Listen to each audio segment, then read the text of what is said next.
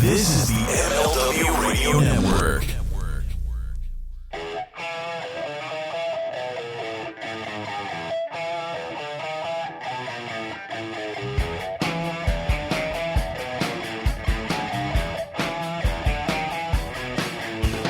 Welcome, everybody, to the Mind of the Meanie, your weekly peek into the world according to former WWE and ECW wrestler, the Blue Meanie. We'll cover wrestling, music, movies, sports, and lots of useless knowledge, all contained in the Mind of the Meanie.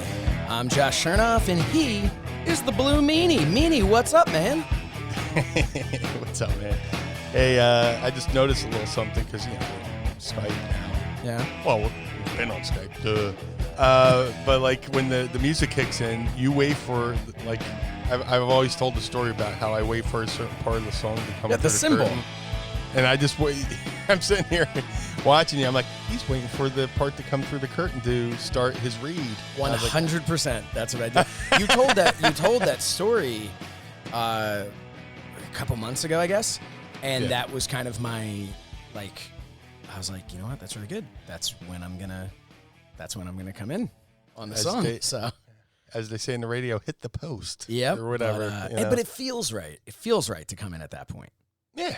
Just, because you're always, you know, like, I guess you're always trying to think of the most excited part of the song to come out to the ring. And to me, that was always it. That was always my timing and stuff like that. And, well, I also don't want to. Oh, I'm sorry. What were you saying? No. Please. Go ahead. No, I also don't want to cheat people out of being able to, like, get pumped up with that, and including us, because, like, I'm, you know, sip of coffee for the apocalypse right there. Yeah, man. Having a little bit of cold brew is. I've got a protein shake again which is awesome. So we did a garden in our backyard this year. Oh, okay. And we put some, like, zucchinis in there, man. I've been, like, eating zucchinis constantly, like zucchini bread. This is like a zucchini bread protein shake thing. So you put, well, I mean, it's supposed to taste like zucchini bread, but you put a cup of zucchini in there. Dude, these zucchinis, or zooks as they're known in the business, they are gigantic. These things are enormous. Yeah, like you couldn't even sit on these. They're so big. But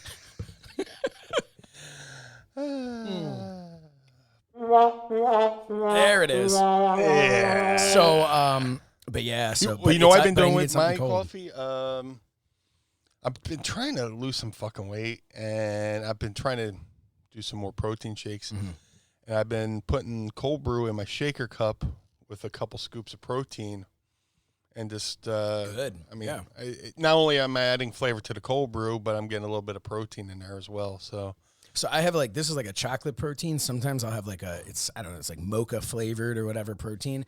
When I do that, I'll usually throw some coffee in because I'm like, well, this will be my morning coffee, and I'll just, you know, but yeah, man, it's just I needed something cold because it is hot. It is hot here. It's hot, and I'm being eaten alive by, you know, because, like, we go out in the yard and sit, and Tracy's been grilling and just enjoying our time in the yard, which we never really did before. But my God, like, the bugs just, like, I must look like a fucking buffet to them, you know. It's like a fucking. And then, like, I got this stuff the spray on, like, it's kind of like a Skin So Soft. Mm-hmm. You're supposed to put it on, and it's supposed to keep them away, deter them. And they're like, nah, fuck that. I'm still eating it. And I'm like, have at it. And then bring it. Yeah. So, yeah, I'm like hot. I'm chewed up, but I'm enjoying my cold brew. Talk about you had a chocolate protein. I got protein that tastes like Cinnamon Toast Crunch. Oh, man. Does it actually taste like it? Yes. And it has, like, the little squares in there. Oh, so it's got, like, Cinnamon Toast Crunch in it. Well, pretty much. It's like fake Cinnamon Toast Crunch. Yeah, it's like your good for you. Yeah. They give you toasted the illusion. It's like toasted cinnamon crunch or something. Yeah. Well, like, you know, me and you always talk about theater of the mind, so I guess they're just trying to make you think you're doing something naughty while you're doing something good. Yeah. So, I can't remember the name of the product, but I'm due to go back to my boys over at Primal Nutrition and get some stuff. So nice, yeah. I think everybody's kind of reaching this point in the in the apocalypse here, where now we're kind of, things have started to open up, but there's also that like looming fear of that everything's going to lock down again, because as things have opened up, the numbers have gotten worse, Right. But scary. Yeah. So, but I think that as there's like thought that things are going to start, people started kind of coming out of their homes and, interacting with other people, everybody seems to have shifted back to like, all right, yeah, I really need to drop some of this quarantine weight, like this is because dude, what did you have to do? You sat inside and ate. At least that's what I did. Yeah. Yeah. So, and the gym we belong to just opened up, and I'm like, man, I do not feel like that comfortable to go back. So they gave me a gimmick where I can like freeze my account for like an extra month. Yeah, that's good. I don't think this shit's going anywhere. No. Anytime soon. I don't think so either. It's I don't mean to laugh, but it's just like, oh my God. You have to laugh so you don't cry. Yeah, pretty much. Yeah, but at least we have this, we have Mind of the Meanie, and we get to talk to each other every week, and we get to talk at the Pod Squad every single week, and hopefully we are distracting you from anything in the world. Forget just the quarantine stuff, but anything. You're driving to work, maybe you're not in the mood to work that day. Well, you know what? We're gonna get you in a good mood today. Yes, maybe, or we'll just depress the hell out of you before you get to work. So it's going to sit in it's your a car, crapshoot. Yeah. Crying like the REM video for "Everybody Hurts." Where everybody's just sitting in the car like, oh man, yeah, man. No, seriously, yeah, we definitely want to be a distraction, but sometimes you got to talk about real world shit. It's like, Jesus, jeez Louise, man, just let's wrap this shit up. Let's let's take it home. Take it man. home, I'm putting the pencil in my mouth. Take it the fuck home, man. I mean, New Zealand's got 0 cases. Thailand's got 0 cases. Us, I just got a thing on my. I got that Citizen app. Mm-hmm. We got like 200 new cases yesterday in Philly. I'm like, oh my God, come on, man. Yeah, my family lives down in Florida, and they'll just constantly tell me like, hey, we set a record, like tongue in cheek. Yeah, it's like a fake celebration because they're freaking miserable. But it's Florida, and it's a shame because Florida had such a great reputation prior to this. Right, had never done anything wrong. No. Yeah, but so hey, you know what? But we at the Mind of the Meanie have exciting stuff that I don't think we're really gonna tell you about at all today. But I'm sitting here. I'm like, what can I talk about? And what can I talk about? There's like 2 really cool things we're about to announce. Right, so you put out a tweet, and I was just like, when you said, you're like, yes, which was just a hilarious tweet. And if you're not following the Blue Meanie, first of all, how are you listening to this podcast if you don't follow the Blue Meanie? But at Blue Meanie BWO. But yeah, it was hilarious. But you're like, you have these 2 things. I'm like thinking to myself, I'm like, okay, which 2? Because I'm like, because there's like a few big things, and then like a couple little like what we think are also kind of cool things coming too. So yeah, I did the photo of the box with Brad Pitt from Seven going, "What's in the box?" We got that announcement, and then the other announcement, which I guess we can't even really say it. So what we can say is that we're going to make an announcement. Right. We're announcing we're going to make an announcement. Right. So we're going to make an announcement tomorrow. And by tomorrow, I mean Sunday, because today is Saturday. And you will hear it, I'd like to think, by Friday. If you're listening to this on a Monday, that's a little confusing. Because we are going to be doing the long-awaited and promised video bonus episode of Mind of the Meanie on YouTube, on our YouTube channel, youtube.com/Mind of the Meanie. And that was a thank you for everybody getting us to 500 subscribers. Well, we are inching towards 700 at this point. So awesome. Hopefully this will get us to that 1,000 so we can go live. But the only reason I can't guarantee when this is going to come out is because, first of all, we never know how long we go with these things. And then I have to edit it. And this could be like a 7-hour long thing that I have to edit. So, ladies and gentlemen, Mine and Meanie presents the 7-hour clusterfuck. Yep. So we're gonna have to edit that down. But yeah. But we will be making I want to say maybe our biggest or equally as big announcement during that. Maybe we'll even make both announcements. I don't know. That's something we'll talk about.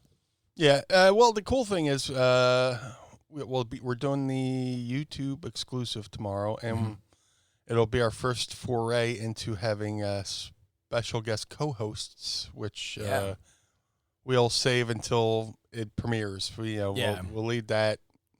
Tune in for the surprise. Yeah, otherwise, we have to do the whole card subject to change, and and there's we have at least 2 confirmed, and hopefully a third. Yeah. I'm just still trying not to fucking spill the beans, but it's gonna be the worst episode of Mine and the Meanie ever. People are gonna be like, all they talked about was like they can't talk about anything. But hopefully, you're getting excited by this. We're talking like our Wi-Fi's cutting out. Like, it's exciting. Yeah, but you know what? Get pumped because you're gonna, this is something to look forward to, and check out this video. It's gonna be really cool. You're gonna see how many times Meanie and I make like weird facial twitches, and hopefully none of us do the Seinfeld where you you're scratching your nose on the side, but your profile so it looks like you're digging for gold. You know what I'm talking about, right? Yeah. And he turns around and sees the girl looking at woman in the next car, looking at him in disgust. Yep. But I'm thinking for this week the lineup could be, because there's almost wrestling every night, so we could do. Everybody's gonna be watching Raw Monday. Mm-hmm. Tuesday we're gonna have the next Mrs. Meanie run-in video. Yes, we will for our YouTube. Wednesday is the Wednesday Night War in quotes, and then Thursday, hopefully, we can have the YouTube exclusive. Yeah, that's usually Thursdays. Is usually when I try to when I do So Says Shernoff, I try to get that out on a Thursday because that's kind of like nowadays kind of like a little wrestling lull because some of the other promotions aren't running or doing anything. But I'm sure someone's gonna be like, "Well, what about this one?" I'm gonna be like, "Well, obviously, I don't watch it." Yeah, we could sandwich our next 2 videos in between the wrestling nights or whatever. Mm-hmm. So if somebody could have something to watch Monday, Tuesday, Wednesday, Thursday, Friday. Yep. And I don't think there's anything on Saturdays. Anything on Saturdays, or I don't know. Only when you'll have pay-per-views and stuff like NXT and AEW. Yeah, man. But most importantly, what are the demos? Oh, I don't know, man. I don't know. No, I think I actually do. AEW destroyed them. Destroyed NXT. Yeah. But well, here's the thing, and it's like we live they call it the Wednesday Night Wars, right? Mm. But it's not really a war because when Monday Night Raw, when there was the Monday Night Wars, you pretty much had to watch it live to see it. But now we live in an era where I could watch NXT live, or I could just watch AEW live, and then tomorrow night I'll watch NXT commercial free on the network. And that's and that's the thing. I think people. That's a great point because I think when you look at this and you say, "Oh, this one had 500,000, this one had 800,000," or look, is it a feather in the cap the fact that there was a 5-minute window or something where for the first time ever AEW broke 1 million? Which is amazing. It's awesome. It's awesome. But at the same time, I guess, there's the bragging rights of saying, okay, these are the people who are watching it live. And the people watching it live, more were watching this week AEW. There have been some weeks where it was NXT, some weeks where it's AEW. So there's a little bragging rights there. But we don't really, honestly, you could have how many people DVR'd.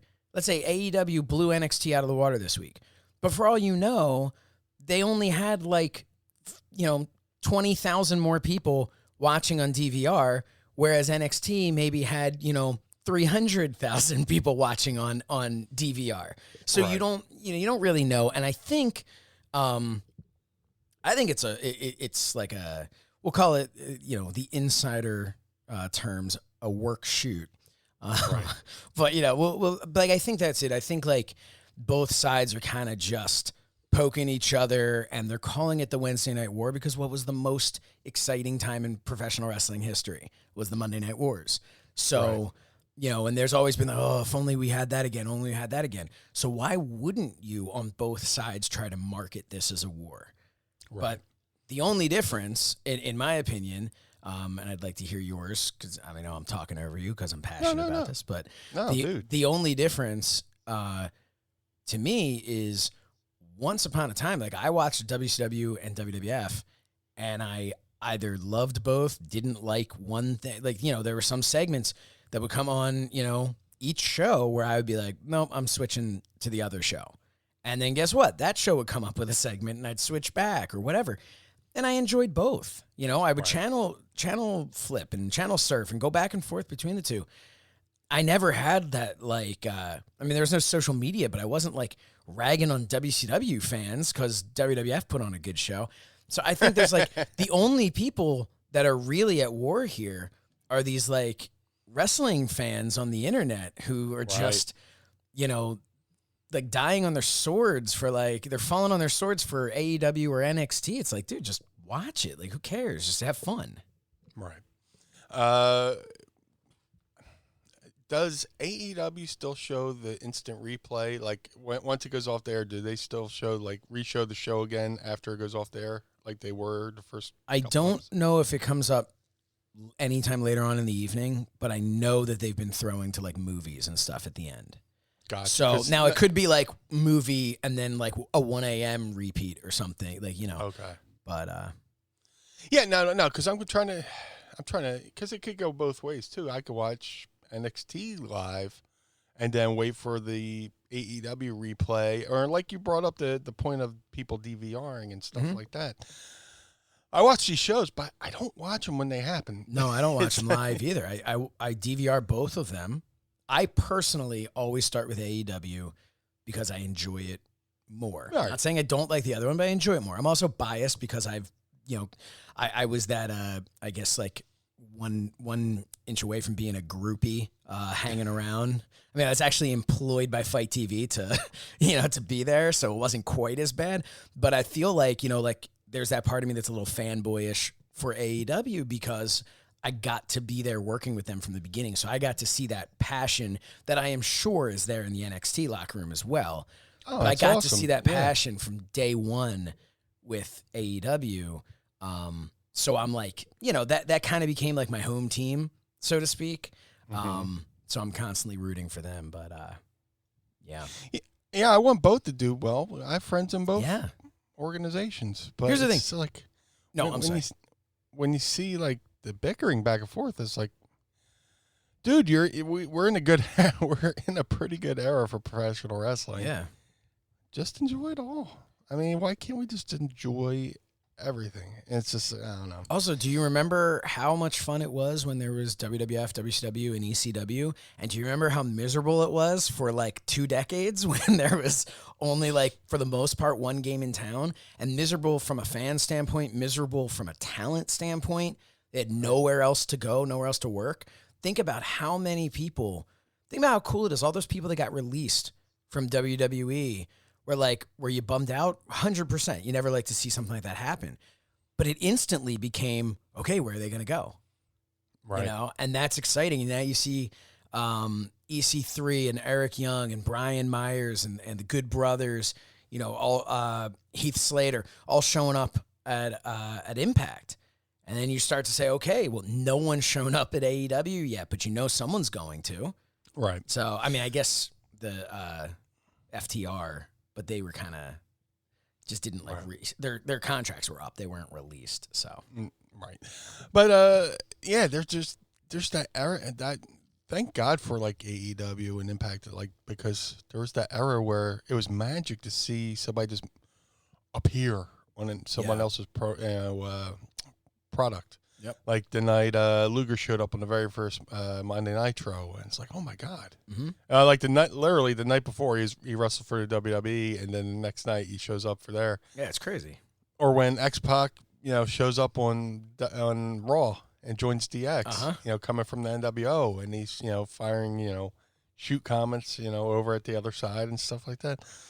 That stuff's magical. And, I got to say that the Good Brothers, their announcement gave me goosebumps. Like, it gave me a visceral reaction I hadn't had in a while, because they're standing there in the dark, and they're, if you showed me that video, well, looking at that video for the first time, I would have said, oh, they're in their backyard somewhere, drinking a couple beers by a campfire. The way it was lit and all that stuff, they take off their masks. It's after midnight. We got our beers. And then out of nowhere, all the lights come on, and they're like, we're at Impact. I know. I was It's like, so holy cool. shit, that was a great way to announce it. It was awesome. I just, like, I'm excited to see what they're going to do, because I never enjoyed them in the WWE. And I enjoyed them outside of it. But I just never enjoyed the presentation in the WWE. And look, I mean, blame whoever you want, or, whatever. But I personally just constantly felt like I didn't get who they were. You know what I mean? Like, and I felt like the WWE didn't get who they were. And, and that's tough sometimes when you're people like them who's like, these great wrestlers. You got, this phenomenal big man in Gallows, and then it's like, but they're also funny. So, but it's like, but sometimes them being funny, we've seen this a million times, sometimes being funny backstage where everybody just, because he's like one of the funniest dudes. You listen to him on anything. But then it doesn't necessarily translate when something's being written for him and it's a television thing. And then you're just like, okay, well now, like, I don't get it. Why is this big man making these jokes? And it's all, Kevin Nash was one of those things back in the day. Like, he was a big man who could go out there, and when he cut a promo that, wasn't written for him, the dude was funny. When he cut a promo that was written for him, it was like, all right, he's like working his way through this promo, and it doesn't feel sincere. So yeah, I'm excited to see them there. Yeah, because they're naturally talented guys. They're naturally funny guys. I mean, that stuff they did for, what was the fake wrestling promotion they did for their YouTube channel? Oh my God. With Southpaw. Southpaw. That stuff was amazing. That was so funny. Yeah. And then it was like supposed to come back, I think, for like the WWE Network, and obviously that's not happening. They did a teaser video with Fandango's character and stuff like that. He's like in a hotel room somewhere, just crashed, and they were teasing it's coming back. I was like, oh man, this is gonna be awesome. But like half the Southpaw roster's gone. Yeah, well now they're kind of taking their characters from Southpaw, and they're doing on, I want to say it's August 1st on Fight TV. They're doing whatever, what's it called? I don't remember. Something like, oh my God. look it up. Something with like Good Brother Mania or something. Yeah, Good Brother Mania or something like that. Yeah. I'll look I up have to make a little confession. Look up on I was actually asked to do that show. I wasn't gonna say anything. I was gonna wait see if you said that. Yeah, they asked me to do it, but just with everything that's going on, I'm like, man, I can't. Like I said last week, I can't afford to just come back to Philly and self-quarantine for 2 weeks. Talking Shop-a-mania. Talking shop. Yeah. Okay. Which is going to be awesome. But no, and that totally, look, there's a lot going on, and they were super understanding of Oh, that. yeah. No. They said, hey, don't worry, we'll do something down the line. Yeah. But, Gallows reached out, and I was like, brother, I would love, any other situation, I would walk there to do that. But first of all, like, and you didn't, obviously he wasn't going to tell you, like, is this for Impact? Is this for AEW? As it turns out, it's kind of for their own thing for Fight TV. Yeah. But like, that was kind of cool too, because you're starting to go like, all right, they're doing something, right. like, and that's exciting to see. Yeah, before the whole Impact thing, they were like teasing like they were going to AEW. They're posting photos of them driving to Jacksonville and all this stuff. They're with the Young Bucks and all this stuff. I'm like, Well, I guess they're going to, and that was the great thing about their announcement for Impact because it was such a swerve. It was so awesome, and me knowing that they were filming the special, I thought maybe the video was going to be of them, from the wherever they filmed it at night, and then when they announced Impact, I was like, man, I haven't been swerved like that in a while. That was pretty cool, I mean, I love to be a mark. I love marking out. I love reacting as a fan too. I got my wrestler hat and I got my fan hat. Yeah, it's not a bad thing to be a mark. I mean, this is something you dedicated your entire life to, this business. I mean, it's not a bad thing. Like, to be like, oh my God, I can't believe Blue Meanie's a wrestling fan. It's like, right. It's like, no, I just thought I'd dedicate my entire adult life to this business, but I don't really care for it very much. Not a fan of it. Oh, trust me, my body's thanking me right now. It's like, you fat asshole. What have you done? It's like, dude, I went to pick up something and put it on the shelf, and my shoulder gave out. I was like, oh, what the fuck's wrong with me? It's like, I haven't been doing anything here in the apocalypse other than, just watching YouTube videos, binge watching shows, and, doing the show once a week. How often were you actually working in the ring prior to all of this? Because I know you were always, like anytime you turned around, you were at a convention, you were doing this, you're doing, Yeah. I was doing maybe a couple shows a month.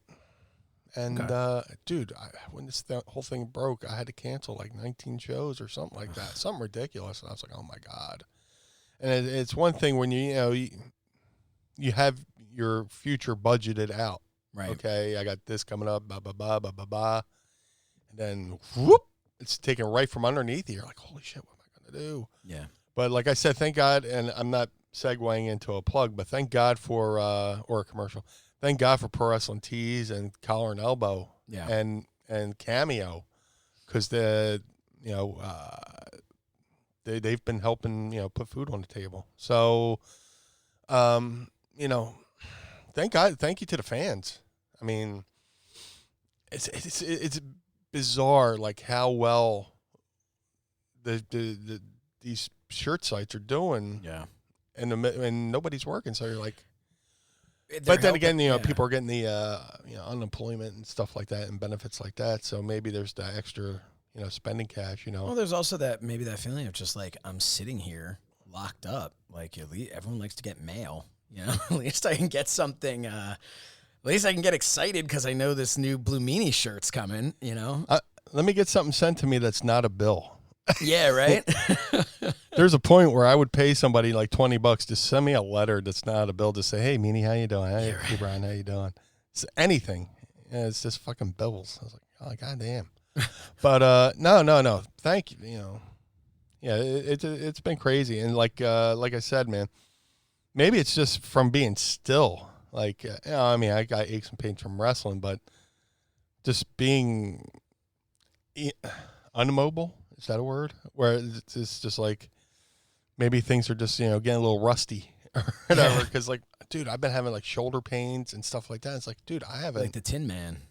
Yeah, I haven't taken a bump. I haven't wrestled in months. Not that, like, what I do is considered wrestling. It's this old dog and pony show and ha-ha and hee-hees. But, just it's crazy.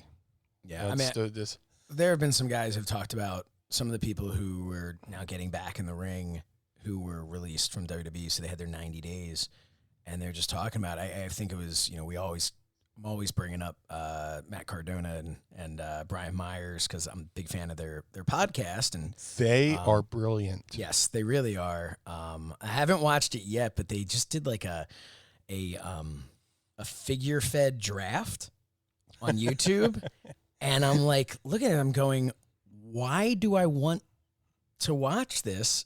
I do very much, but why do I want to watch them like do a draft with action figures? It's just but they're so entertaining that they like literally make me go like, all right, I'm going to hop on cardio and I'm just going to watch them draft toys. Like, It's awesome. Yeah, it's insane, but it's all, and it works. But one of the things they were talking about though was that like getting back in the ring to work out before, now that they're going to start wrestling again, and they're getting back in the ring. And I think it was Brian saying like he felt like he was in like a car accident the next day, like when he woke up, just from taking a couple bumps, because your body does build that like callus. And that's why like some people have said to me, and by some, I mean a very small amount of people have asked me if I was ever going to wrestle again. Because, surprisingly, I didn't give myself a Ric Flair retirement. The wrestling world wasn't quite a buzz when I stopped working, but my last match I've talked about before, I think on here, my last singles match was Rich Swann's first singles match. Really? Yeah. And so that's why Rich and I have been friends for 12 years. And I'll remind him anytime he wins a championship, I will let him know that technically I beat him. Therefore, I guess that kind of makes me like an honorary champion. But and he's been saying for the last couple of years, it was about a year and a half ago. He's like, I'm giving you 2 years to get back into ring shape, and then you and I are having another match. And I'm like, no, no, I'm not. I'm good. But I haven't taken a bump since, I want to say, October of 2008. Wow. So, dude, and that was right off of my OVW time when I was doing something in the ring, whether it was a show or training or whatever. I was doing something 5-6 days a week. So, like, I had that callus that was built up. Right. Man, now, I don't know. I'll come back. I'll do a tag match with the Blue Meanie. Hey, why not? Yeah, right. I mean, promote the pod. Yeah, why not? Who wants to see the Meanie dance and Josh get his ass kicked? I'll just come in for the hot tag. Be like the time I tagged with Screech. We just heat on him, give me the hot tag. Yeah. And then somehow he still took the pinfall. But no, dude, and when you take a bump, it really is it's like the impact of a minor car accident. Yeah. Yeah, it's like, imagine like you're at a red light and somebody just taps your bumper and you just jolt a little bit forward. It's like that. And yeah, I'm sure if I took a bump right now, it would take me like, usually when you're young and spry and all that good stuff, you can bump and get right back up to your feet. I think if I took a bump right now, it would take a couple seconds. Where I just like, it'll be like Garth and Wayne's World, like, guys, I fell on my keys. And he's just stuck on the ground like, ow. Guys, I bumped.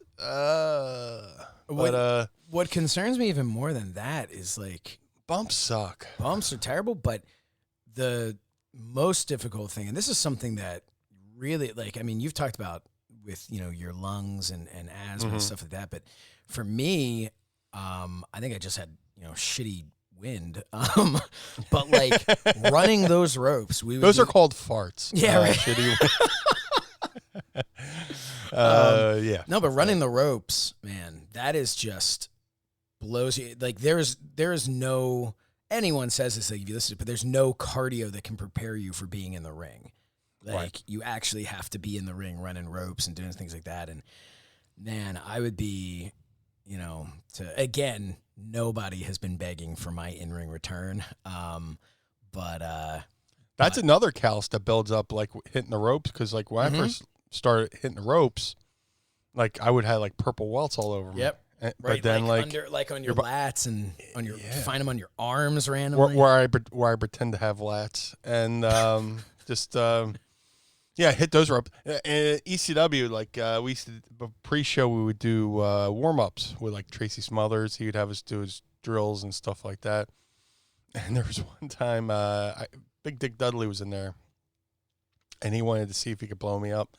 So he shot me off, and he kept doing like drop-down drills where like as I'm running, he's getting up and dropping down, and I go over. He gets up, drops down on the other side, I go over. And I got to the point where I was doing pretty good, but then I started blowing up, and my way of getting out of doing the blow-up drill was just to pull my pants down and have my bare ass out, and while I'm hitting the ropes, and all the guys around ringside are like, all right, Meanie, you can stop.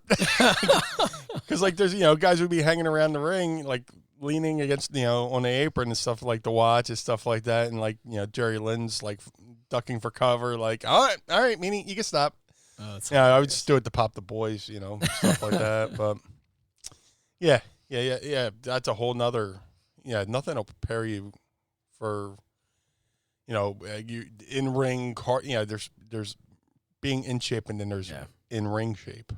It's two totally different beasts. Yeah, anyone who's never been in the ring before, and again, I always like preface this because I don't ever want it to be perceived that I'm sitting here like, as an old timer, Will you stop this? Stop shooting yourself down. I Jesus know, Christ, but I don't want to man. sit here like I'm sitting here with the Blue Meanie. I'm not but yeah, I remember there was the one time when Taz said something about the empty bump card, and then I was like, well, I don't have an empty bump card, and he was like, oh, when'd you work? And so I started telling him, he's like, oh, I'm so sorry. I'm so sorry. So, which was good. I mean, and that is, people have told me, because there was a while when I wouldn't tell anybody that I had worked before when I was doing the stuff with Fight TV. And I remember like Mike Weber from Fight just being like, why aren't you telling, like, you're going to get so much more respect.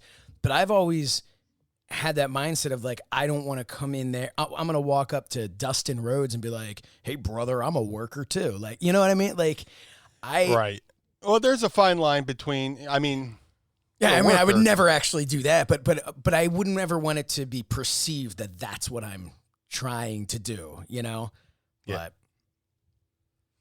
no, I mean, like, there's a way to be respectful about it and just not be a goof. Yeah. Because there's so many fucking goofs out there, just like, hey brother, and they give you the super soft worker handshake, Limp like, fish, yeah.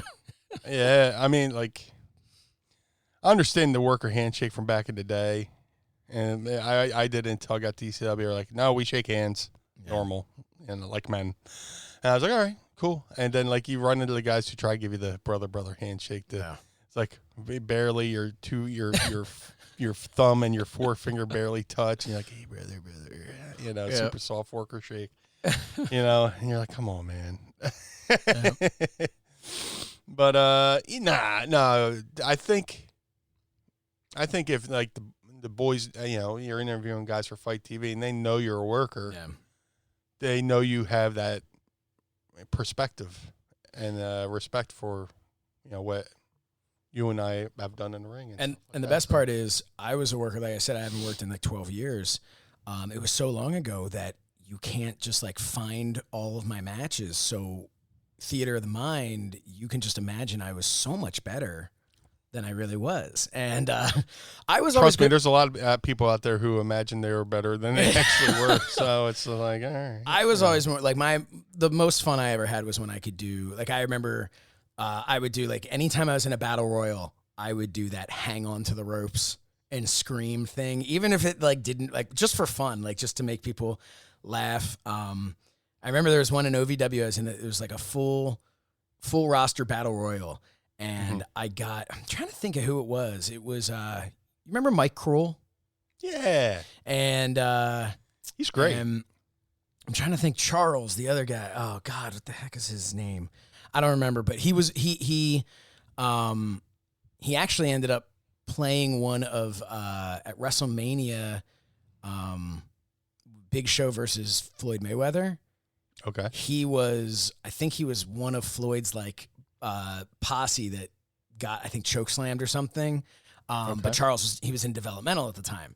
But I'm pretty sure it was him. But I'm in like the battle royal, and I get like worked into a corner, and I'm just kind of in there. And then, so Charles is so much bigger than Mike Cruel. He's so much taller and way taller than me, as most are.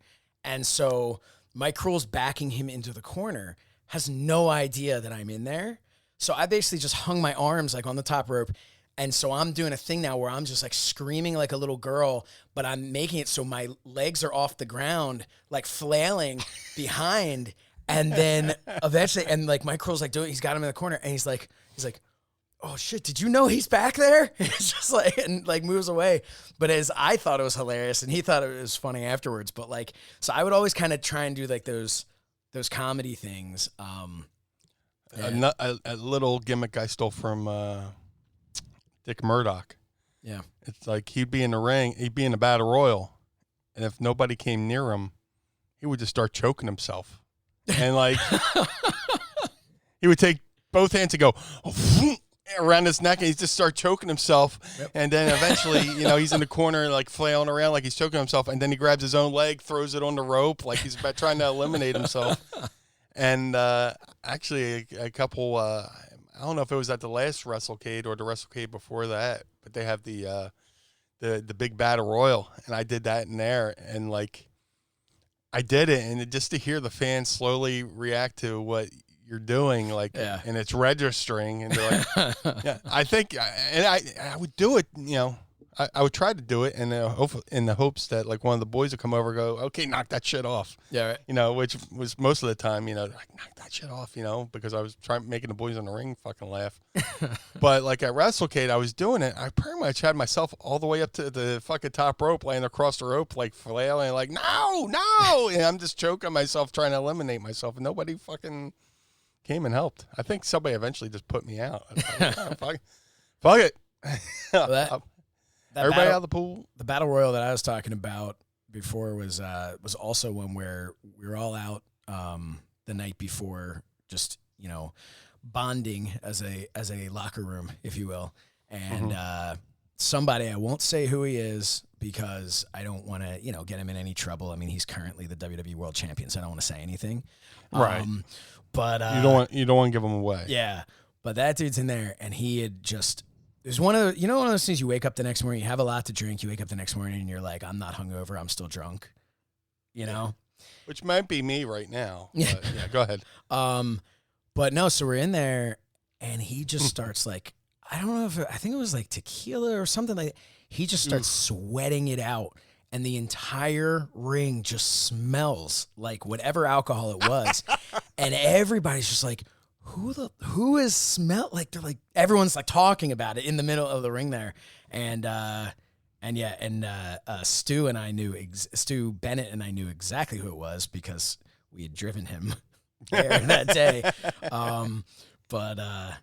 was this was good. Battle Royals, I think they were always to me the most fun because the ones I was always in were always like it was a house show or a dark match or something. It was never anything that was like important where I had to, make sure I wasn't screwing something up. And it was just, you just kind of get the opportunity for me, I got the opportunity to work with even just for a second, even just taking one shot from somebody, I would get to work with somebody. Like I never had a match with Colt Cabana, but he eliminated me from that battle royal.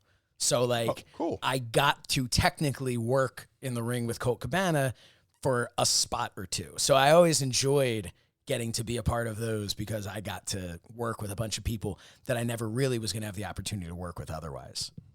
And that same with me. Like I said, I was doing the WrestleCades every year down in North Carolina, and it was the George South Invitational Battle Royal every year, but George South never won it. I was going to say. It was just hysterical.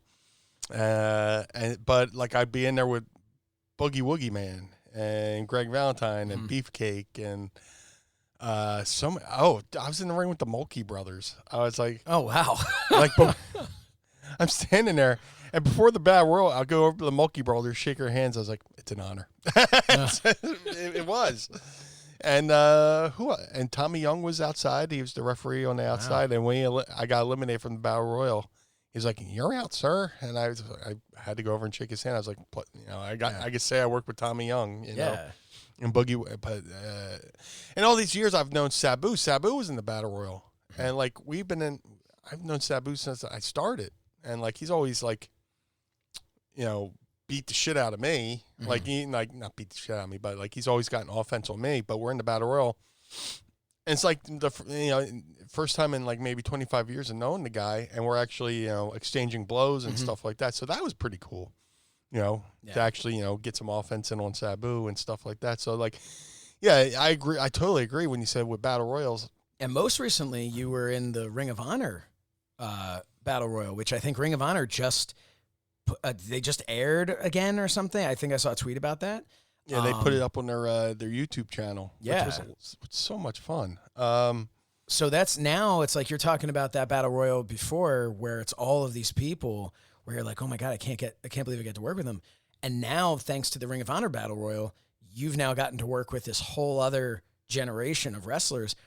But in turn, I bet so many of them were probably thinking the same thing. Like, oh dude, this is so cool. I get to work with the Blue Meanie. Cause maybe they're thinking like, in what other scenario am I really like gonna cross paths to have like a one-on-one with the Meanie or whatever? The likelihood isn't, you're not signed with Ring of Honor. So something like that, I think for them would probably be really cool, to work with you. Oh, dude, it was so much fun. And then, I wasn't in there for long, but I got to do the meanie dance with the Beer City Bruisers and stuff like that, and just the reaction and stuff like that. And Gangrel was in there, which was cool to work with him again. And it was cool because you never know how fans are going to react. It's a Ring of Honor show, and I'm not, like I said, I'm not talent. I'm not on the roster, but the reaction I got was very humbling. It was very cool. And then when I got to the back, the folks in the back, show me respect and stuff like that, coming back from the battle royal and thanking me for doing it and stuff like that. I was like, man, thank you. Yeah, that was so much fun. And it was so hard to keep that a secret too. That was the last show I did. Yeah, right. That was the day after the MLW one, right? It might have been like the week after. The week after, okay. Because the day before, I went to the opening XFL game. Oh, right. And, we drove down to Washington, went to the XFL Washington game, and then drove back north to Baltimore, stayed overnight, and then went to the TVs the next day. But just to keep my mouth shut for that was hard. At least you didn't have a podcast then, because between all the secrets we're keeping with this, and oh my God, that would be yeah. I haven't spilled anything yet, right? I don't think so. No, we're good. Good. But yeah, man, battle royals are so much fun, and it's great you brought up Rich Swann. Rich Swann is such an awesome dude. Yeah. When he was down at NXT. One of my students down there, Steve Cutler, sent me a photo of before every show, Rich Swann wears a BWO shirt. Does he? So really?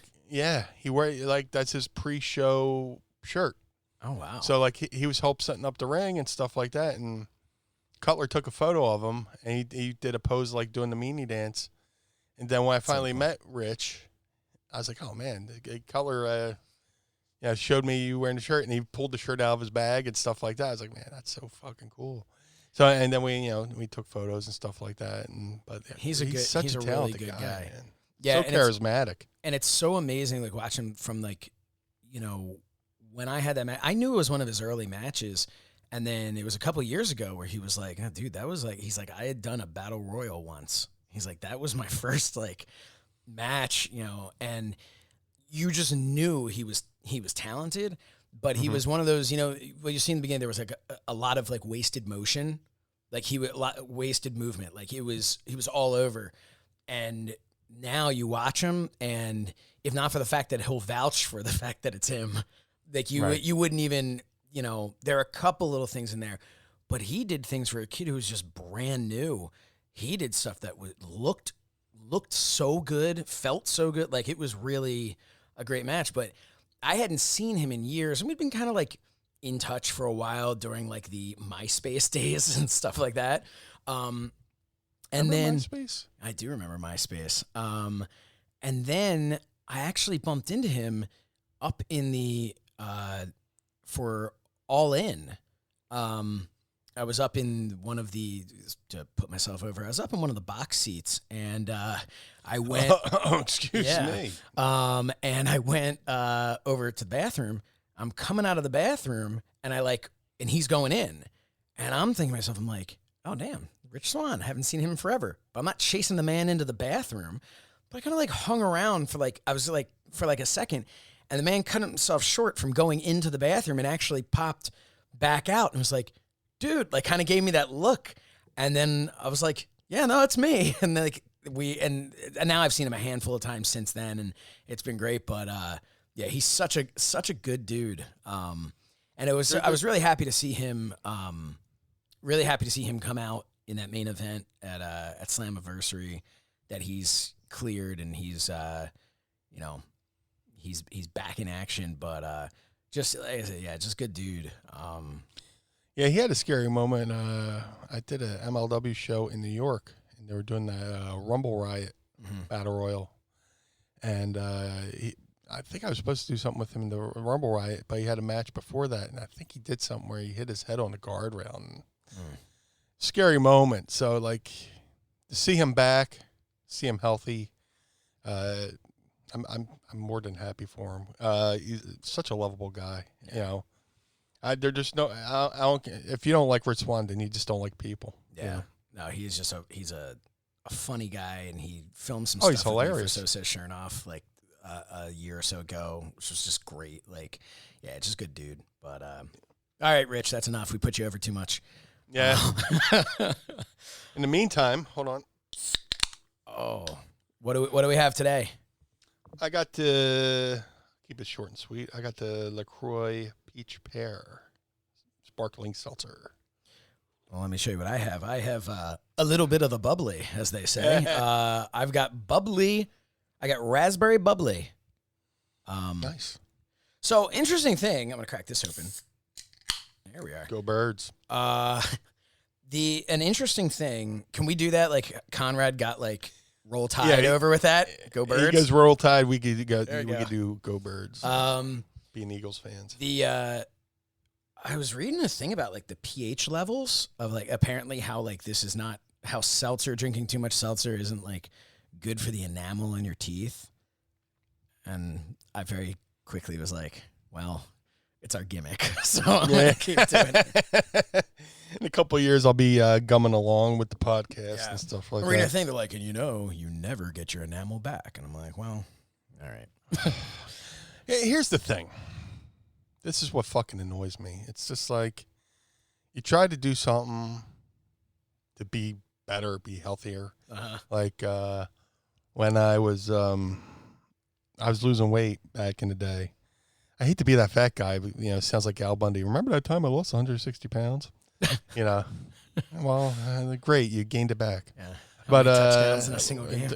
During that whole time, like I was taught, drink distilled water because it's supposed to be more pure. So I'm drinking this distilled water. Somebody goes, what did they say? They're like, they take the fluoride out of it or something like that. I was like, well, yeah, I'll brush my fucking teeth or something like that. There's fluoride in toothpaste, right? So I don't have fluoride. And then isn't fluoride supposed to be harmful or something like that? Because that's so all confusing. the Alex Jones of the world, they're putting fluoride in our water. Yeah, it's so confusing because I know with my kids when we take them to the dentist and there's and I can't even remember, but it's you want the toothpaste either with fluoride or without fluoride or whatever. But then it's at a certain age you want to switch. So make sure that there is fluoride or make sure there isn't fluoride. Yeah, it's very and that's the same thing with the seltzer, man. I was a soda drinker all the time. And then I switched to, I would do Coke Zero or something like that. And that was just straight up Coke. Yeah. Oh, yeah. Well, that usually helped with my weight. But and my energy. I'm the world's fattest Coke head. I was so thin and so energized. But no, so I would do Coke Zero and then it was just you can't have 7 cans of Coke Zero a day. It's not really good for you, Right. And so then I'm like, all right, I'm going to do this seltzer thing. Now all of a sudden it's the pH levels in seltzer. I'm like, come on.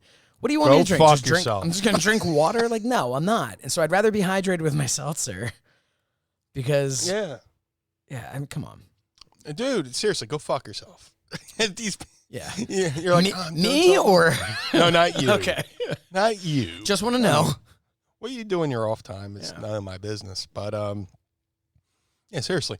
There's always, you try to do something to better yourself, and then there's always that person that comes on and goes, well, And it's You throw a fucking monkey wrench in it, and now you're fucking second guessing yourself the whole time. I can never get my tooth enamel back. You know what else I can never get back? My teenage metabolism. I can't get that back. I can't get my original hairline back. I can't. There's a hell of a lot that you can't get back. So Right. we're doing the best we can here. All right, some things are just never gonna come back. Right. That's it. Right. It's gotten depressing. Yeah, we're supposed to be a fucking distraction, Yeah. right? But Well, maybe we're making other people feel great about themselves. yeah, or the Or they're person looking out in the there mirror. going, well, no, there's a person yelling back at their, well, no, meanie, well, fuck you. Yeah. These fucking PH level people listening to the podcast. Going, no, meanie, fuck you, meanie. You know, it's just like It's fucking PHers. Yeah. Sons of bitches. just like that, the new flat earther, the PH. Yeah, the PHers. Yeah. Dude, flat earthers. So there's all this stuff going around. I thought the AJ PHers Styles were is just like Philly sports fans did just spelled words that's supposed to be with F with P. Yeah, right. Like when the Phillies won the World Series, all the T-shirts said "finally" with PH. Yeah, instead of, and then like people trying to, I don't know. I had this shirt. Phillies won the World Series. And I bought the shirt. It said "finally," but it said "finally" with PH instead of F. And people were like, "What's finally?" I'm like, dude, it says "finally." Be like, finally, it's my hometown. Yeah. People like didn't know how to pronounce "finally" with a PH. I was like, what the fuck? You know, like I said, I've been going to the store and they take your temperature walking in, and it's amazing how many people don't know what a good temperature is. Like, What do they think a good temperature is? Like they'll take your. I seen somebody get their temperature taken. They're like 97 point whatever. And the person goes, "Is that good?" It's like, well, it's not over 100. Yeah. So Well, you want it to be around 71. That's just how, you know. So you're running a little warm. Yeah. I saw actually as a commercial, I want to say it was for Six Flags, and they were like, you know, we miss your happy screams or whatever weird shit they were saying, you know, like, come on back. And they're showing like somebody taking, you know, with the head thermometer taking the temperature. And I'm looking at it, and the temperature was like, it was like 96.4 or something. I'm like, that person's not well. This is the summertime. They're outside getting their temperature taken, and they're in the low 96 degrees. Like, something is not right here. Like, this person's not doing well. Right. But, yeah, so got to look up whoever did that stock footage, and I hope they're doing all right. I don't know if I sent this to you, but somebody, this is a little bit my morbid humor. They're reopening Disney. Yeah. And they did the video of them reopening the park, and somebody overdubbed "Don't Fear the Reaper" by Blue. And it fits. It just fit in with the fucking, you know, the fucking footage, you know. Yeah. I don't know. I'm not, like, I know we were talking about, you know, the Major Wrestling for Your Podcast guys. I know Matt Cardona is a huge Disney fan, and he has been there a bunch of times since it's reopened. Really? Or at least well, I know he was there when before like there was rides or anything. He was there when it was just like the food and stuff. Like, you know, I was just like, man, what are you doing? What are you doing? Don't risk it. But he's wearing his masks. He's doing it. He's social distancing. He's doing it. You know, dude, just wear the mask, social distance. But as far as me, I don't want to leave the fucking house. No. So, well, we've been having the conversation now about sending my daughter to kindergarten, and the school district here is doing. They've got so it's like 5 days a week in school, where it's like the hours are adjusted, so it's like half days or something, and then they've got a split where it's like 2 days virtual and then like 3 days in school. Which to me, I don't understand that at all. Like that's right. You're sending them, just send them. Like, what are you doing? And then there's virtual, which is what I'm pretty sure we're doing, because my thought was the people who don't wear masks, the people who don't take this seriously, 100% of them are going to send their kids to school. Now, there are going to be some kids that are there whose families are doing the right thing, but they have, you know, childcare issues. Like, you know, they have to work. They can't, you know, they don't have somebody to watch their kids, and they're forced into this situation. But I don't want to send my kids with all of the, you know, where you know that if there's anyone in that district who isn't paying attention to this, those kids are in that school. So I'm like, it's going to keep her home. Maybe she'll do some run-ins. She was so excited about that last week. Baby Shernoff run-in. Yeah. Hey, quick follow-up on last week. 2 things. So one, friend of the show, I like to say that, my buddy Matt Mangle, yes, said he wanted me to tell you that you were talking about the how it's common to, at the end of a match, how you'd thank somebody, somebody for putting you over. Well, in that match we talked about a while ago, where Matt Mangle and I wrestled Frankie Thumper and Jake the Milkman Millman. Right. And Mangle was the one, Jake Millman pinned Mangle, and he said that as soon as it was a 3 count, Millman thanked him right there in the middle of the ring. And so he was listening to the pod, and he said, he's like, oh, you got to tell Meanie. So I figured, tell it on the show, give a shout out. The other one was my brother, Fredward, is he is still catching up on, he's a few weeks behind. And the reason he's catching up is because, he got behind when we kind of forced him to make this cartoon thing. And we took up all his free time. But he was listening and got to an episode where I said I'd never met JBL, and goes, yeah, you have. And I was like, really? And apparently I used to go with my friends to the Arnold Classic, which was Arnold Schwarzenegger's bodybuilding competition. And you basically you go there, you get a bag, and you get a bunch of free samples of like protein and stuff. And, it's a lot of fun. JBL was walking around with somebody at the convention at one point. He must have been doing a signing or something, but or is in the area, pop by or say hello to somebody. But he was walking around, and once my brother told me, I remember he's wearing a blue suit and had the cowboy hat. I mean, he was like completely, he was JBL. And I went up and introduced myself, and he couldn't have been nicer. And I never counted, like, it's not like I knew him or like worked with him or anything like that. But I had technically met JBL before, so. And did you go, in a couple of years, I'm going to be doing a podcast. I was like, the first time I said it, I was like, dude, what'd you do to Meanie? What's the heat, man? What's the heat, JBL? What's your deal, brother? Yeah. And then I punched him right in the nose. Dude, I accidentally broke Brian Lee's nose in ECW once. Well, that seems like something you don't want to do. Oh, absolutely. It was the ECW at the arena or whatever, and me and Nova were like going to do something. He was, give him a couple shots. I think he choke slammed us or whatever. But I went, like, when I go to punch, like, I look at where I want to punch somebody, and he moved slightly, a little bit. I got him right on the bridge of the nose. Jeez. And we get to the back. Brother, you broke my nose. And I'm like, oh shit, I'm so sorry. But thank God he was cool about it, you know. But it's big. I'll give you a free shot on Nova. Dude, we were in ECW was in Massachusetts at the dog park. I can't think of the name where the the mass transit thing happened.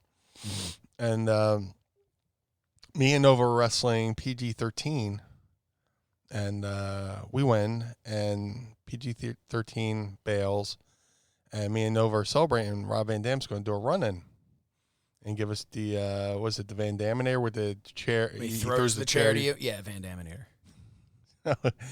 He throws it to me. I catch it, and he kicks it, and it skims off the top of my head. It barely touches me, and I sold it. I went, oh, fuck, Nova's going to get it twice as bad. And I'm laying there. I'm like, oh, no. Thank God. I mean, it's probably on fan cam, but it wasn't. I was like, thank God this isn't TV. Yeah. But, it hit me, and it didn't make the thunk or nothing. It just, and the crowd was like, So I was like, oh, man, Nova's going to get it fucking twice as bad. And he did. It was like fucking Tom and Jerry when the cat hits the mouse with like a dustpan, and you see the outline of his face in the metal and stuff like that. I was like, oh, sorry. In an instance like that, like, you're saying like, oh, and I sold it and I shouldn't have. But wouldn't it have been worse if Van Dam throws it to you, you catch it, he does his whole spin kick, the chair misses you, and you're just now standing there. Van Damme gets back up, and you're standing there going, haha, like fooled you, right? Like you're kind of damned if you do, damned if you don't in that situation, right? Or Van Damned if you do. Oh, nice. There you go. Yeah, puns. Do we have a pun sound? We don't. I don't have. Hold on. Let me see. Or just a regular old. Oh no, that's not it. There we go. Oh man, I forgot to take that off. Hold on. Little interlude. Police Academy. So anyway, I went to hit the rim shot and got the Police Academy theme. Sorry. But yeah, seriously, if you're Van Damned if you do, Van Damned if you don't. Yep. That's a t-shirt cool right there. Van Damned if you do, Van Damned if you don't. He won't mind, right? That's this episode. I'm trying to think. Oh, and there's one time, I think it was me and Stevie wrestling the Headbangers in Baltimore for MCW. It was either MEWF, MCW. They're basically the same thing. And me and Glenn from the Headbangers are brawling around the ringside. And like I said, I tried to aim where I'm going to punch. Mm-hmm. And at the time, like I was watching like how Scott Hall threw punches, and like at the last second, he would open his hand a little, like to get the little pop. So I was like, let me start doing that. I'm going to try that. So I'm right, and dude, it was like middle of the summer. We're both fucking dripping in sweat. So I go to punch Thrasher, Glenn, and he ducks his head down, like, looks down, like, and I open my hand and I chop him like Andre the Giant style on the top of his bald head, and it sounded like a fucking cannon went off because, like, the sweatier you are, the louder the noise or whatever, and like, I was like, oh. And knowing the Headbangers, how they like to return the favor. Yeah. I was like, oh, no, I'm fucking dead. And luckily, that was another incident where Glenn goes, you're lucky I like you. Meanie. No, continue. No, and that was a match where I fucking tore my fucking knee up, too. I went to do a meanie salt, and somehow there was a fucking chair left in the ring. I was like, I'm going to do the meanie salt, move out of the way, which, like I said, I missed more meanie salts than I probably hit. And somehow in the course of climbing the top rope, my knee pad came down, slid down. So I did the meanie salt, and my knee felt like right on the corner of the chair, and my knee just like blew the fuck up. Jeez. And it was like that for like a good 2 months. And back then I didn't like have a car. So like I was like here's the glamorous side of wrestling. I would take like a bus from Philly to Baltimore, and somebody from the promotion would pick me up. Mm-hmm. Well, going home, I'm taking the bus back, and I was going to take the subway down to where I live. I lived like a block from the subway. But walking on that knee, carrying my gear bag and all this shit, it was just like, oh my God. And then I got to work the next couple ECW shows, and they're calling for me to do meanie salts and stuff like that. And I'm like jumping off one leg, so it looks like I'm doing like this version of the meanie salt where it's like I'm flipping, but I'm coming down like almost like in an elbow drop, like a Randy Savage elbow drop. And they're like, hey, Meanie, that was kind of cool. I was like, oh yeah, I totally meant that, shit like that, And like I was like, almost doing like Scorpio type moves. Like, how the hell did he do that? I remember how did Meanie do that? I was like, dude, look at my fucking knee. It looked like a fucking grapefruit. Did Al Snow ever tell you a story, or maybe you were there? What's that? Yeah. Did he ever tell you about Scorpio doing the move to him and how he like sat on his face, maybe? No, on his. So I don't remember the story exactly. I remember him telling this back in OVW, but like Scorpio did like the flipping thing, landed with the leg drop, right? Kind of, whatever, landed on Al, right? And Al said that he said he could like feel his heartbeat for like months afterwards. Like he would like lean on like one side and he would like feel it. Like he said like something like wasn't right from it. I don't remember. At one of these days we're gonna have to get Al on here as a co-host and we're trying to remember to tell that story, but yeah, when you said that was Scorpio, like that always stood out to me as like, oh, that doesn't seem like a move you want to take. Oh, dude. We were in Lulu Temple, and I forget what it was. I'm sure it's on fan cam somewhere, and something you know how you make a mistake, and then you remember like years later, and you just, you're in the shower, and you're just like, why did I do that? Just kind of beat yourself up. Well, there was like a thing where Sandman and Scorpio were a team, and like Sandman was going to cane like Stevie. Scorpio goes up, does a move. Cane's Nova. Scorpio goes up, does a move off the rope. I don't know what the fuck happened, but like Sandman came me in the head. I bumped, and like the normal procedure for Sandman Raven matches where I would run in, take a cane shot, roll out. Well, this time I'm supposed to stay. So he canes me, I bump, and I roll out. And they're like, oh. And they bring me back in, cane me again, I fucking rolled out again. Oh, my God. I'm like, and then Sandman brings me in, goes, stay, and fucking canes me, and then Scorpio hits the fucking move. I went to the back, and I just fucking went and found a room and just fucking hid. I was like, oh, my God, I wanted to fucking just run into a fucking oncoming traffic. I was like, oh, my God, that's so... Now, did the cane shots get stiffer every time you... Did they ever get lighter? That should be the question. Yeah. Hey, and here's a question. If you're having trouble getting stiffer,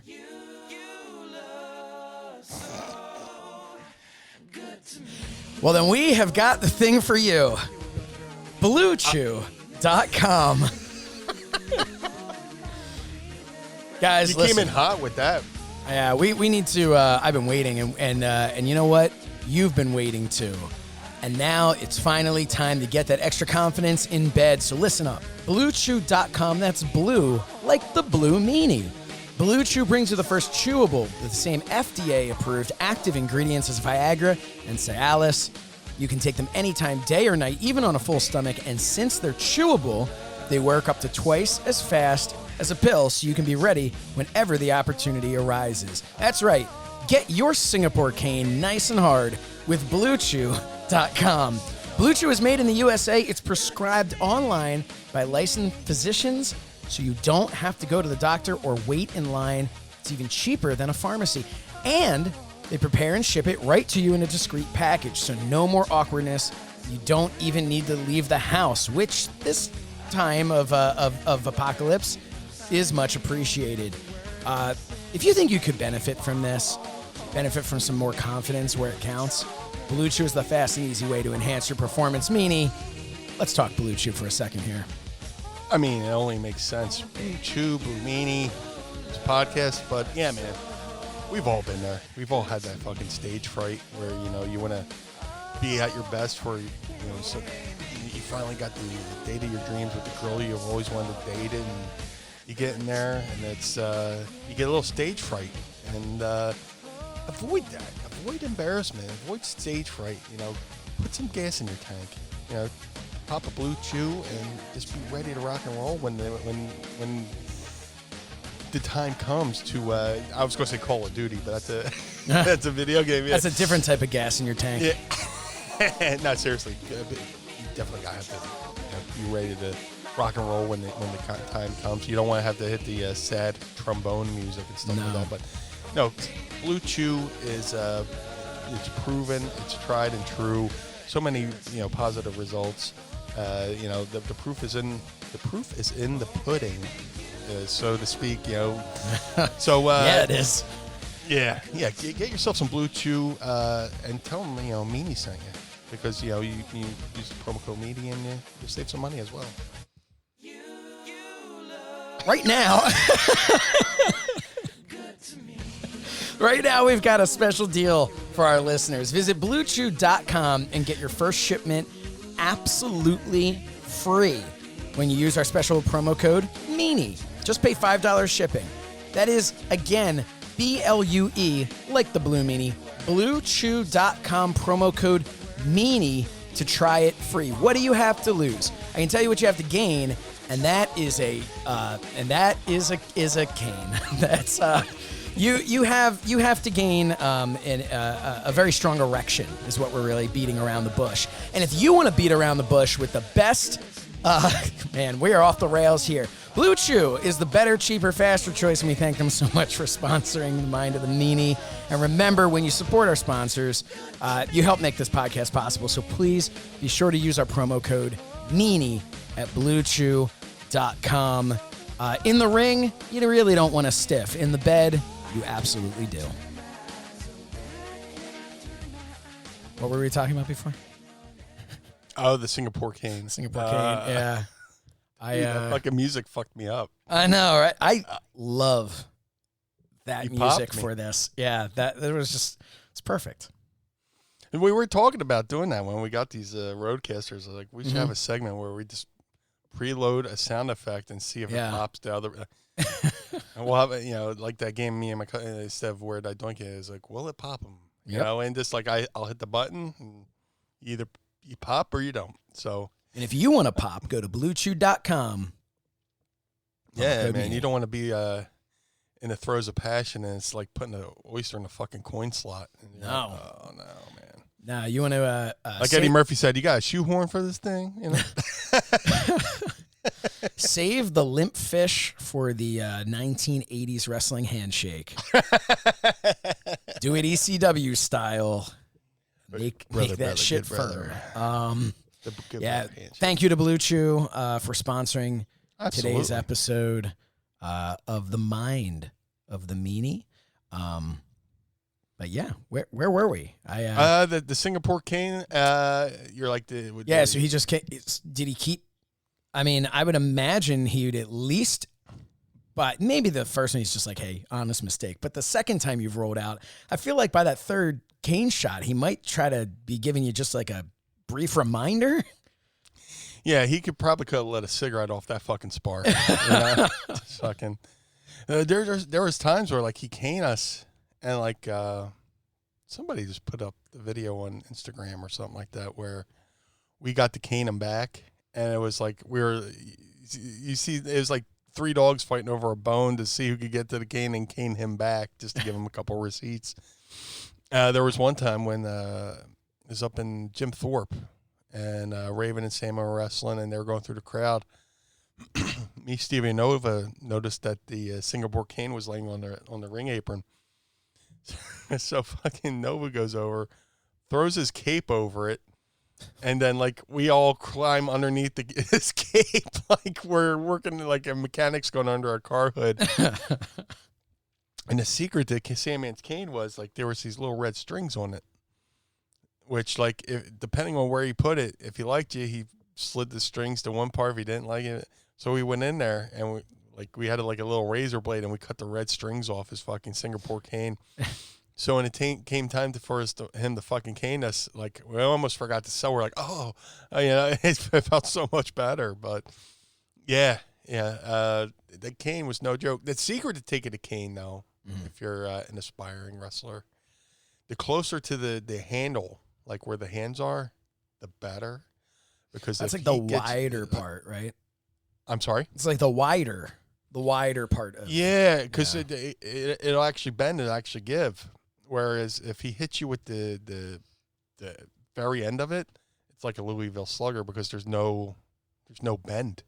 It just, and that's where usually splinters and stuff like that. So anytime he ran at me with the cane, I would kind of like run into him and meet him halfway, just so like I would get the flexible part of the cane. It would hurt a little bit less, but yeah, that I told the story about how I accidentally broke a couple of his ribs with that moonsault. Yeah, and that was like the Blue Meanie receipt tour for the next 6 months, of having to take fucking cane shots and shit like that. But yeah, I guess I paid. I got more than my share of receipts back. Yeah, I love Hack though, man. Dude, he's such a character. I love him to death. What you see is what you get, and just stuff like that. So I still love from the Michael Jordan documentary. And he totally didn't even remember that until he saw the documentary. He saw himself in the documentary. Which is great. The fact that he doesn't remember that is so, I guess you would say, on brand with with his character. But yeah, man, just so crazy. It's just yeah, he's done so many. Like, did you see the video of Tiger Woods? Where which one? He was playing golf in Philly, well, outside Philly, and Sandman's a big golf mark. Mm-hmm. Oh, you mean like, yeah. Do you hear him in the background or something? So he's Sandman, of all people, is right behind Tiger Woods. And as he swings and you hear, Tommy Dreamer's fat! Yes. I remember this now. Okay. And like before he did it, he texted Bubba Ray Dudley, yo, put on the thing, watch Tiger Woods. Blah, blah, blah, blah. He texted a few people to watch it, and they recorded it and they put it on Twitter somewhere. So awesome. It was the most Sandman thing, Dreamer's fat. Yeah. That's hilarious. Oh man, Tommy Dreamer now. You talked about Bubba and Dreamer, and they've got with Busted Open, they're just doing great over there. So dude, shout out to those guys. It's amazing. Yeah. And there was a few episodes this week where it was just, them. I guess Dave took a couple days off or something. It's just been Dreamer and Bubba. It's been, knowing the guys, people get to hear what conversations I've gotten to hear, the back and forth, and two great minds in the business. And sometimes they don't always agree, but the cool thing is hearing each perspective on, things they think of and stuff like that. And right. They had a really good discussion this week on, Jericho being a heel and stuff like that. But that whole Busted Open show is fantastic. Yeah, it's a good show. How many times have you been on there? You've been on there. Just the one time when we did the Barely Legal. Yeah. Perspective, retrospect, stuff like that. That is special for that, which we totally didn't do for our show, even though our debut show was on the anniversary. So, it was too on the nose. We didn't want to. We didn't want to talk off, about that. No, man, we got this. Is there've been some anniversaries lately. It was like the other day. It was something like In Your House 2, and I see these things pop up online. There's always different 25-year anniversary, or those are brutal. The 25-year ones, I don't want to think about. I like to remember. I like to pretend that I wasn't around 25 years ago. I don't want to look back and be like, oh, I remember 25 years ago when I was in high school. I can only imagine what it's like for you, but son of a bitch, motherfucker. Oh man. So we've got some fun stuff come up. What's something that we have going on that we can just spill the beans now? I feel like I want to share something. I kind of do too, but I don't know. But that's the thing about spilling the beans is if back in the day, I still am a huge Howard Stern mark, but he was always talking about he was going to do a Howard Stern the teenage years cartoon or something like that. And for whatever reason, it just never happened. But still to this day, people go, when's the Howard Stern the high school years cartoon coming out?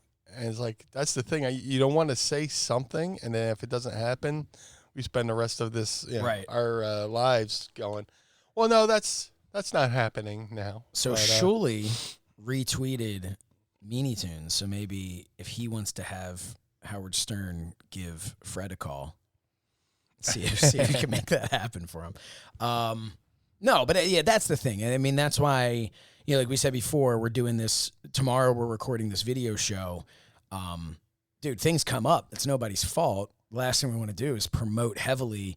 So and so is going to be on there, and then it's just us just talking the whole time, and this is very special. They're wow, this is special, great.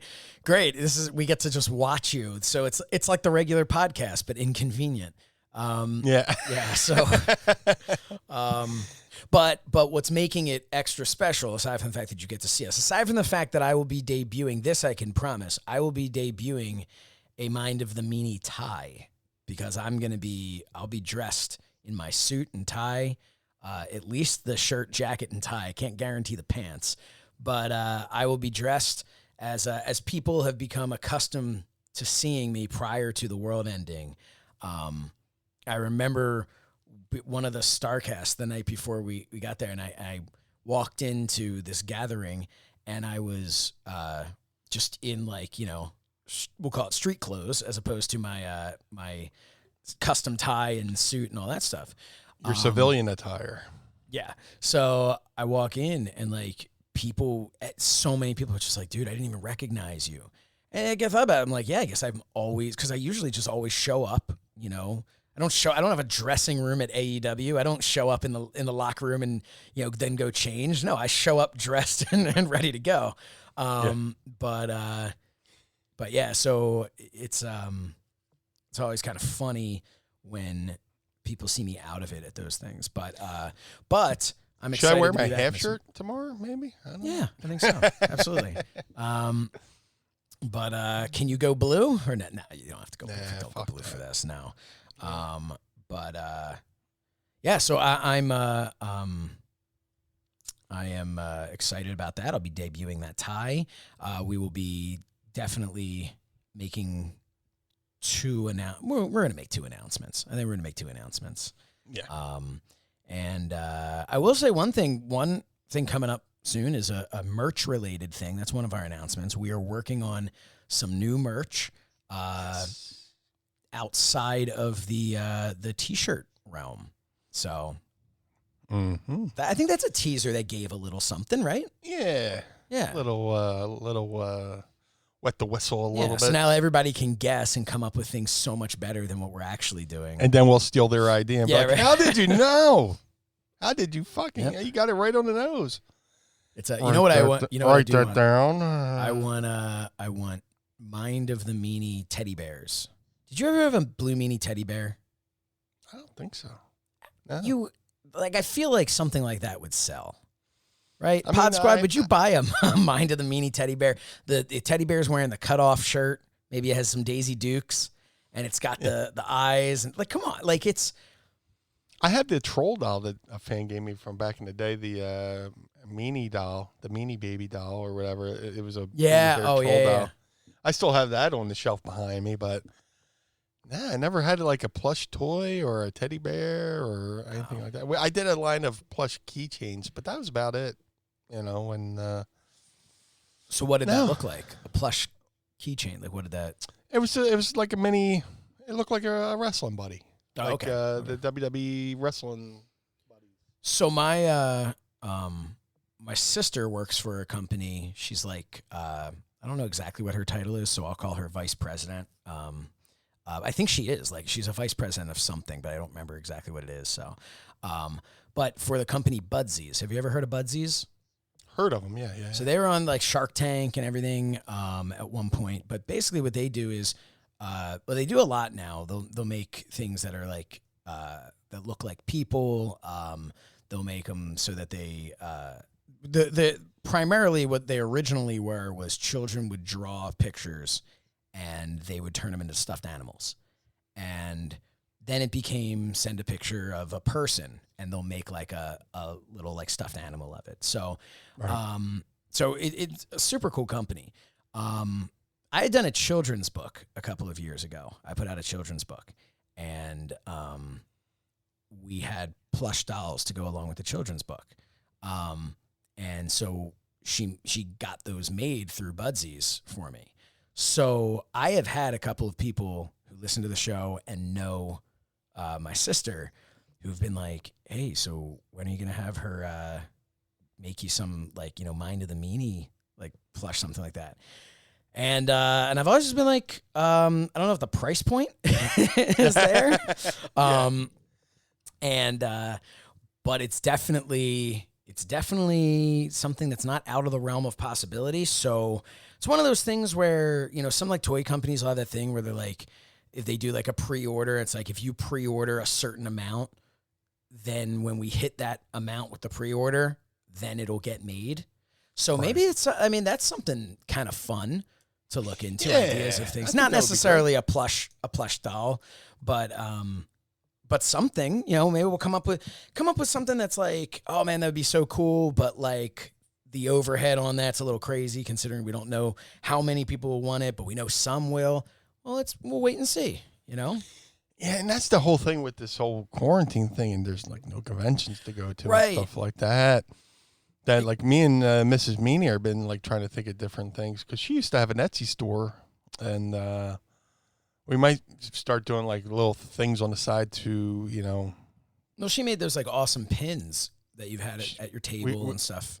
We got pins, we got the enamel pins too and stuff like that. Though we're gonna try to, you know, I gotta go through all my merchandise crates because they've just been sitting there mocking me, going, "Ha ha." Not working. Yeah. And that's something else. I mean, as far as something that we felt, hey, we have listeners who will buy something that's not like print on demand. I feel like we'd have to wait until we're back where we can reach a larger audience because, again, that's the other thing. You talk about price point. Well, you come buy it from you know, the Blue Meanie at the merch table. You don't have to pay shipping, and we don't have to do, you know, it can lower the cost to you while not affecting our ability to rationalize spending money to do that. So, I mean, we're talking a little inside baseball, some business here, but it's the Pod Squad. We're all family, you know. We can talk, but that's the whole thing. This is supposed to be a conversation. So, and there's something about seeing something in person and wanting to buy it, whereas as opposed to looking at it online and you're trying to figure out, oh, do I really want this and stuff like that? Where if you see it in person, you're like, oh, it's perfect. I want it right. It's like an impulse buy, you know? Yeah. So there's definitely, so now that we're having this conversation, I've got a list of like 50 different things that I'm like, you know what? We're going to do one of those. I don't know what they're called, but it's like one of those things where like, I guess it's like a pre-order thing. Like if we reach a certain number of pre-orders, then we will get this product made. If we don't, by a certain time, maybe it'll be like a 60-day thing or something, right? If we don't by that time, then we don't get the product made. Maybe we circle back in 6 months and see again, you know? But I think that could be a fun thing. Once the world heals itself and stuff like that, you know? I think it could be a fun thing. I mean, there's so many cool things we can do, and there's a couple, you know, really cool things we're going to be announcing soon. So, it's not from a lack of planning. No. And we got a lot of plans. Oh, and, hey. We're in this for the long haul. Yeah, we are. We absolutely are. Because I just had a third kid, so I got college to pay for 3 kids. So this podcast better be around for a long time, and you guys better buy some of my shirts. Realistically speaking, like Meanie and I have talked before, like we are in this for the long haul. If you're enjoying the show and saying, oh man, you know, I really hope they don't like wrap it up in, you know, at 30 episodes or something like that, dude, we have no intention of doing that. Barring, you know, the Blue Meanie getting the new like GM role on SmackDown or something, you know. Player. Gonna have a tag match. I forget who I was talking to. Like Teddy Long has me blocked on Twitter, and I have no reason, no idea why. Like, I was talking to RJ City the other day, and for whatever reason, Brooklyn Brawler blocked him. I was like, "What'd you do?" He's like, "I have no idea." I was wait, Brooklyn Brawler. Brooklyn Brawler has RJ City blocked. Oh, blocked RJ City, and I was like, and then that reminded me that Teddy Long has me blocked, but we have no heat. So, yeah, like, that's weird. We're always cool. I always get along with them and all that stuff. But I've blocked people in the past who like were clogging up my newsfeed. You know, like clogging it up, like it's just too much. And it's like I have no heat with you, like you as a person. But like, dude, hey, like I gotta mute you. Like but that's muting. That's not blocking. I would mute them, and then occasionally, like I, you know, check in or whatever. But like some people, if you're tweeting 6 tweets an hour, like I'm sorry, I can't. I need to know what else is going on from some other people. But and then there'll be people I'll follow, like for an example, just like their Twitter feed is cool Earth videos or something like that, and they start retweeting another account, like they're retweeting every tweet from another account. I guess they try to get them followers, and it's like, dude, knock it off, please. Appreciate stop. what you're doing. I want to follow your feed, but so something else, and I don't want to offend anyone who does this. Please don't be personally offended. I get why you do this. It is a tried and true thing. I hate when people tag me in a post that has nothing to do with me. right. Like a dry snitch or what's that? Or no, it's not even like a snitch thing. No. Like hey, this check out this event's like, all right, I'll give you for instance, Fight TV does that. And I love the social media guy from Fight. But because I've got a great relationship with Fight and I have my show on there, shows, I have multiple shows on Fight TV, put myself over. Because of the fact that I have like that close relationship, it's almost like, I think people do it in a way of just like, it's an easier way rather than sending me a message and being like, hey man, would you mind giving this a retweet? If you send me a message, say, hey, would you mind giving this a retweet? I would say 99% of the time, unless it is something that I'm just like, dude, I'm not behind this. Right. Like I don't agree with this or whatever it is. If you've got a show, you got a podcast, you got something like that, and you send me a message and say, hey man, would you mind giving this a retweet? 100%. I'll retweet it for you. But when it just shows up, all of a sudden I look at my phone and I've got 30 notifications on Twitter. And I'm like, what is going on here? Well, the problem is I got 30 notifications. Maybe 4 of them are actually notifications from like a fan of our show or something who's interacting with me. And all these other ones are just people commenting. I'm like, the hell does this comment even mean? And then I like do some research to realize that they're commenting on some post that was like, tonight on Fight TV, we have the motocross something or another, and I'm tagged in it. And I'm like, dude, like, I wish you guys nothing but the best, but don't tag me in this because I don't want to be a part of this. You want me to retweet it? 100% I'll retweet it for you. People will do that. And again, if you do that, there is no heat. I'm not mad at you. I appreciate you for thinking of me as somebody that you genuinely would want to have retweet this for you. That means a lot that you see me as somebody that would be, important to have retweeted. You're probably wrong, but I do appreciate it. But I just don't like it because then I'm like sitting there, then I have to remove myself from the tag, which then kind of feels like a jerk move because now I'm like removing myself from the thing, which I don't want to. But like, I wish you the best of luck in your post, but I don't want to see, like, I want you to get 1,000 comments on your post, but I don't want to get 1,000 notifications about your post that has literally nothing to do with me. So that is something that I've never done. And Mind of the Meanie has never like tagged someone unless it has to do with them. Like we'll tag like, if we said like, we discuss the Sandman caning the Blue Meanie. Well, yeah, we'll tag the Sandman, but we're not going to just have a regular episode that never mentions the Sandman and just, tag him in it. We're just not going to do that. So that's just something I wanted to get off my chest. Please don't do that. And I feel like everyone's going to start tagging me in things, but people like there's just so many things I don't like that people do. I'm afraid if I say it, then people are just going to do it out of fucking spite. Like, I've never wanted to say it because I don't want to be like, I don't want anybody to think I'm like mad at them for doing. Like, I'm not mad at you. Like, I get why you're doing it. It's okay. I'm just asking you not to, because what I don't want to do is lose.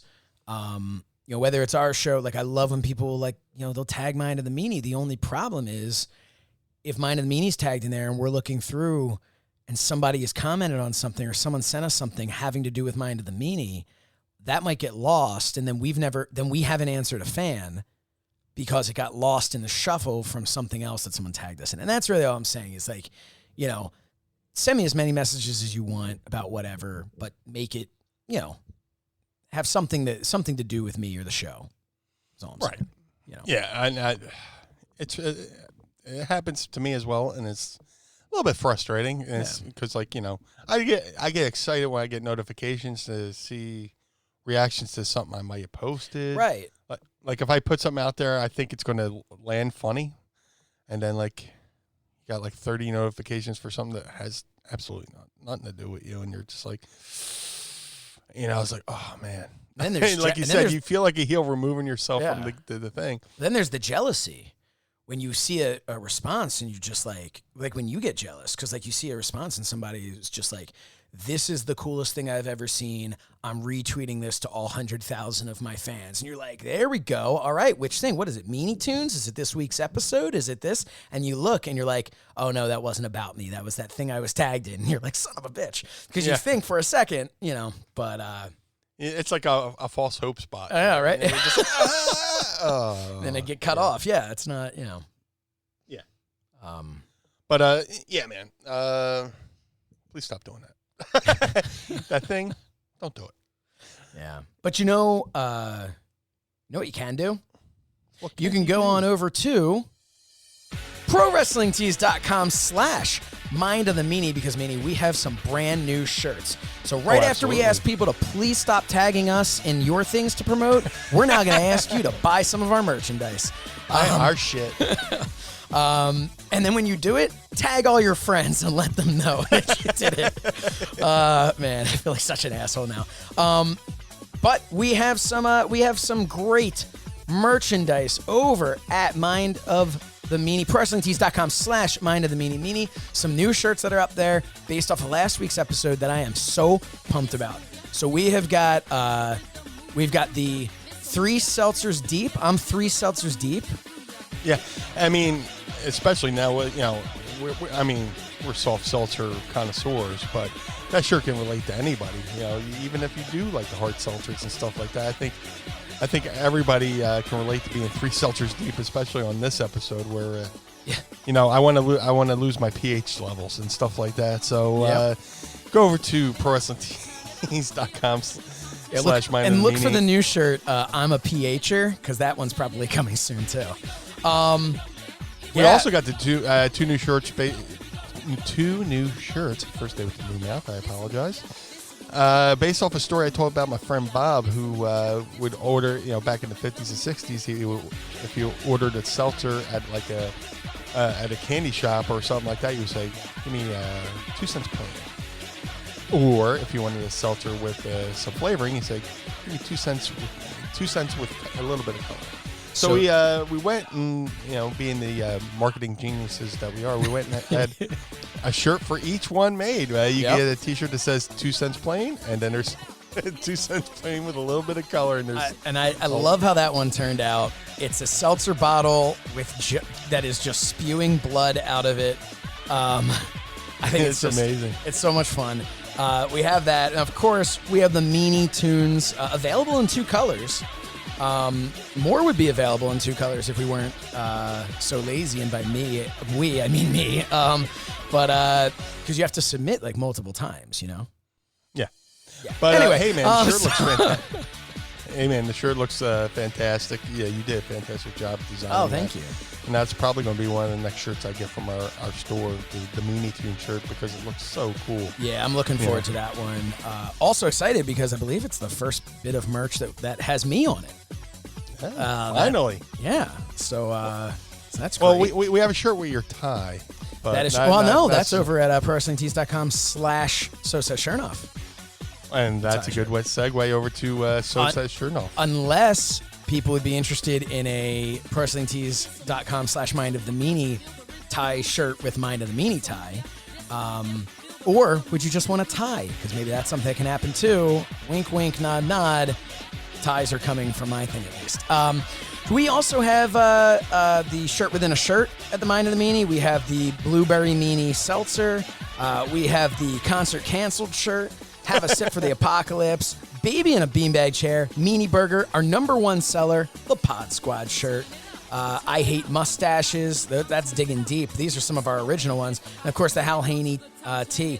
But yes, you can go over to prowrestlingtees.com/So Says Shernoff, and that's going to take you over to my page as well. We mentioned that, where you can find some great shirts like the one with the tie on it. We have the new So Says Shernoff, established 1983. That was just kind of there to rub it into the meanie. We have my American flag shirts. Sarcasm is my superpower, which was modeled recently by our very own Blue Meanie. Dude, I got so many compliments on that shirt. I went out, me and Mrs. Meanie went out to buy some of our food rations, and I was wearing that at the supermarket. And a couple people pointed at it, were like, yeah. So it was a hit amongst the people who saw it in this the apocalypse. I like that one because it transcends wrestling, transcends me. You know, it's just a fun shirt for people to have. Absolutely. I also have what's one of my favorites is the Shernoff Premium Broadcasting, looking like the Smirnoff vodka logo. And we also have the one I'm wearing right now, the Shernoff Ice Cream Bar, which is me on the old, I don't know if you can see it or not, but the old WWF Ice Cream Bar. And then, of course, the So Says Shernoff logo. But wait, there's more. There is the brand new Wear a Fucking Mask shirt with my picture wearing a mask straight from So Says Shernoff. It is a quote that became a GIF or GIF or whatever you want to call it. And then you can also go just to SoSaysShernoff.com where you can actually get masks. We now have masks that you can buy for $9.99. You can get those, and 100% of the proceeds will go towards my going grocery shopping. And we also have ProWrestlingTees.com/Blue Meanie. Meanie, what do we got there? Hey, man. If you're, I just posted this the other day, the old clip from a Meltzer review report where he said the BWO shirt was accounted for 40% of all ECW t-shirt sales, which I saw none of that money. But if you go over to ProWrestlingTees.com/Blue Meanie, you can get yourself one of the highest selling shirts in ECW history, the Blue World Order shirt. It was definitely, we moved a ton of those shirts, and it's, you know, back when before the apocalypse, you can still see them on like Monday Night Raw, you see them on pay-per-views and all that good stuff. So go over to ProWrestlingTees.com/Blue Meanie and get yourself a BWO shirt. You can also get yourself a really cool Hal Haney designed Meanie Two-Face shirt where it's me half BWO, me half Job Squad. Hal did, he always does amazing work, but Hal did such a great job on that. You can also go get the Blue Meanie Fight shirt, which is one of my favorites, because I always like those shirts where you see somebody wearing the boxer shirt where it says Mike Tyson, Brooklyn, established, whatever. So I went and had the Blue Meanie shirt done, where, Blue Meanie, Philadelphia, PA 19148, my zip code.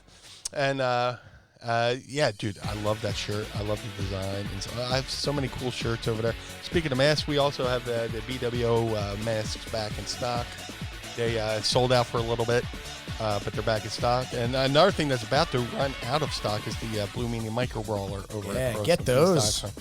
I love that Micro Brawler. Yeah, the Micro Brawler is amazing. I think there's less than 200 left. So I think once they're gone, they're gone. So go over there to ProWrestlingTees.com/Blue Meanie and get yourself a little Blue Meanie Micro Brawler. There's some I was scrolling through and looking at it because we always talk about it, but there are some that are my favorites. Spectrum Wrestling, as a Philly guy, a guy who saw so many wrestling shows at the Spectrum. Great, that's just a great shirt and one that I'm gonna definitely have to pick up. But there's also the BWO Baby onesie. Now, I'm waiting. So my son is 5 weeks old now. There is a newborn, and then there's a 6 month. There's no 3 month size in there.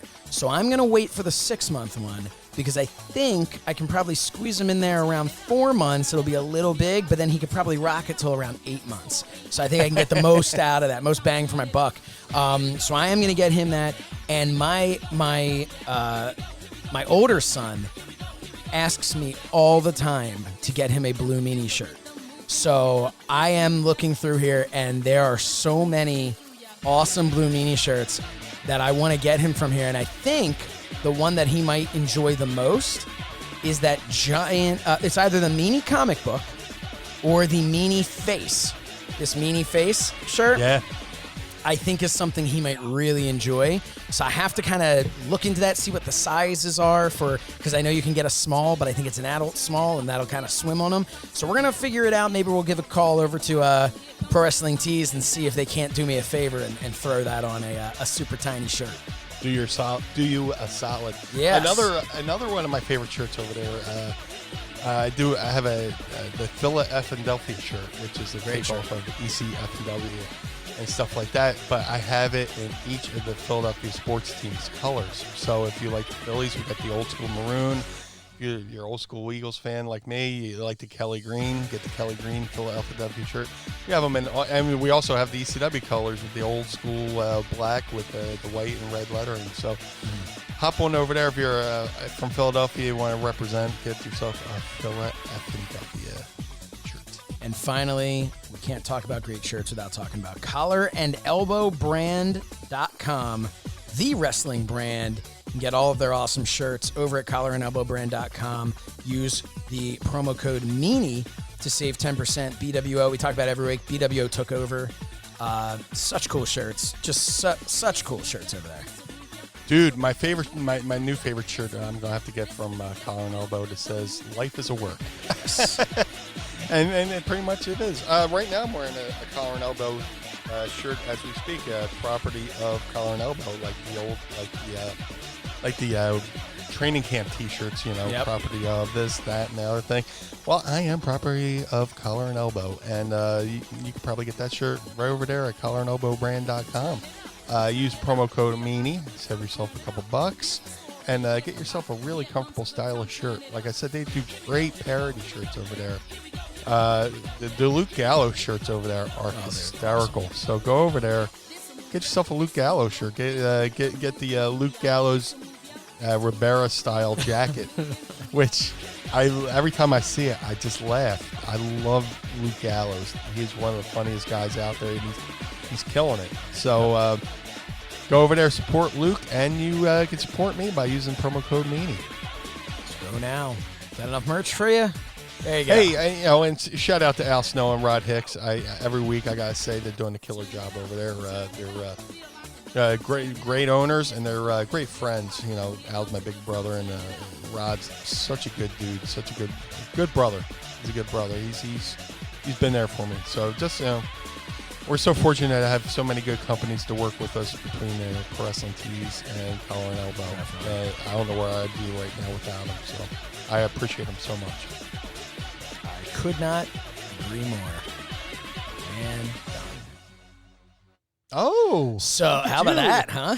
Yeah, hitting the post on the outro. Yeah, right? That was it. I think that's a thing, right? Oh, it is now. Man. I just invented it, motherfucker. No, seriously though, it sounds like I'm fucking kissing up, but dude, yeah, seriously, thank you to Collar and Elbow, thank you to Pro Wrestling Tees for working with us. Game changers in the business, especially today with everything kind of locked down. Mm-hmm. Yeah, and I've been, like you said, I'm thinking of a T-shirt design I want to do for my Pro Wrestling Tees. I just got to mock it up, but I don't want to say anything about it till I do it. Okay. It's very Philly centric, just like the Spectrum shirt, Spectrum Wrestling shirt is. So once I put this shirt out, most of the people in my age range will get it, and I think it'll be a fun shirt to put out. But I have to get off my ass and sit on my ass and do it, I guess. Yeah, I can't, Photoshop, standing up, but get one of those standing work desks. That just sounds miserable. Jimmy Kimmel has one of those, I think. I was gonna say the best thing about when I go to the office, the best thing is when I get to sit down in my chair. That's the highlight of my entire day. So take that away from me, and that's it. I read somewhere like Jimmy Kimmel has a standing desk that's a treadmill, so he's actually working while he's. I'm like, where that doesn't sound fun. No, it doesn't sound good at all. No, walking is. No, I'm good. Yeah, I'm good. No, I've never like really been a big fan of walking. I've always enjoyed sitting. Yeah, but no. Hey, get your exercise, everybody. Come on, get your steps in. Get your pH levels too. Yeah, come on. Hey, you know what? We're just a couple of PHers. I already have the PH shirt design in my mind. I'm not even going to tell you about this one. I'm gonna make it and then I'm going to show it to you. I mean, obviously for your approval before putting it up on Wrestling Tees. But dude, trust me, I trust you. So yeah, but I've got a fun one. Pop me all the time with some of this. He's text me something, and I'll just be like, "That's awesome." It's just so much fun. What's more fun than that is when we see somebody post online that they're going to buy it or they have bought it. We joke a lot about, I was saying, the money goes straight to the grocery store and stuff like that. It does. Yeah. It does. It's legitimately helpful. And all the stuff we've always talked about, Mind of the Meanie, the stuff from So Says Shernoff goes to me. The Blue Meanie stuff goes to the Meanie. Mind of the Meanie goes into this show. It goes into this show to continue to make this as fun and enjoyable as we possibly can. To make the audio quality is awesome now. We're going to continue to rock and roll. But speaking of people buying stuff and people supporting us, we're going to go to our newest segment. I don't know if you even remember that we have a brand new segment we debuted last week. This segment is called Ratings and Reviews. This segment is called Ratings and Reviews, and this is when we go onto our iTunes or Apple Podcasts, or whatever the hell it's called, and we read a review from a Pod Squad member. Remember that even if you don't listen to the Mind of the Meanie on Apple Podcasts, you can still go and leave a rating and review. Helps us out a lot. We really do appreciate it. I'm just going to kind of scroll through and randomly choose one. And here we go. Pumpkin Escobar 2. 5 stars. Says, title, great. Subject, great show. And this has been Ratings. No, we'll do another one. But that's very succinct. Hey, to the point. Dude, really appreciate it. Not exactly what we're looking for to read on the podcast, but very much appreciate it. Absolutely. Do you remember which one we read last week? Because I have no idea. That's the problem with random. It's just random. Yeah. Hey, here's a good one. Did I read this? You're asking me if I remember what we talked about last week. Honestly, I don't remember which one I read last week. I do, yeah. I don't remember which one I read. That could be our motto. Please listen, because we don't. Yes. You know what? We're going to go to this one. Essential listening for 90s and ... So I think they wrote more, but this doesn't show me. It just says essential listening for 90s and ... That's the subject. I'm gonna say they said 90s and 2000s fans. How about that? Sure. 5 stars. This comes from Red Panther. Red Panther writes, Meanie and Shernoff are so good at what they do. I subscribe to 4 or 5 different weekly podcasts and have listened I've listened to several more, and I would put this show up against any of them. The Blue Meanie has always been a fun character that has been cherished by wrestling fans everywhere, and now to hear his insight and stories makes him all the more amazing. This show is well done, interesting, hilarious, and a fun distraction from everything else going on right now. Red Panther, that was awesome. Thank you so much. From the Blue Meanie to the Red Panther, thank you so much. And seriously, thank you to everybody who rates and reviews and stuff like that, man.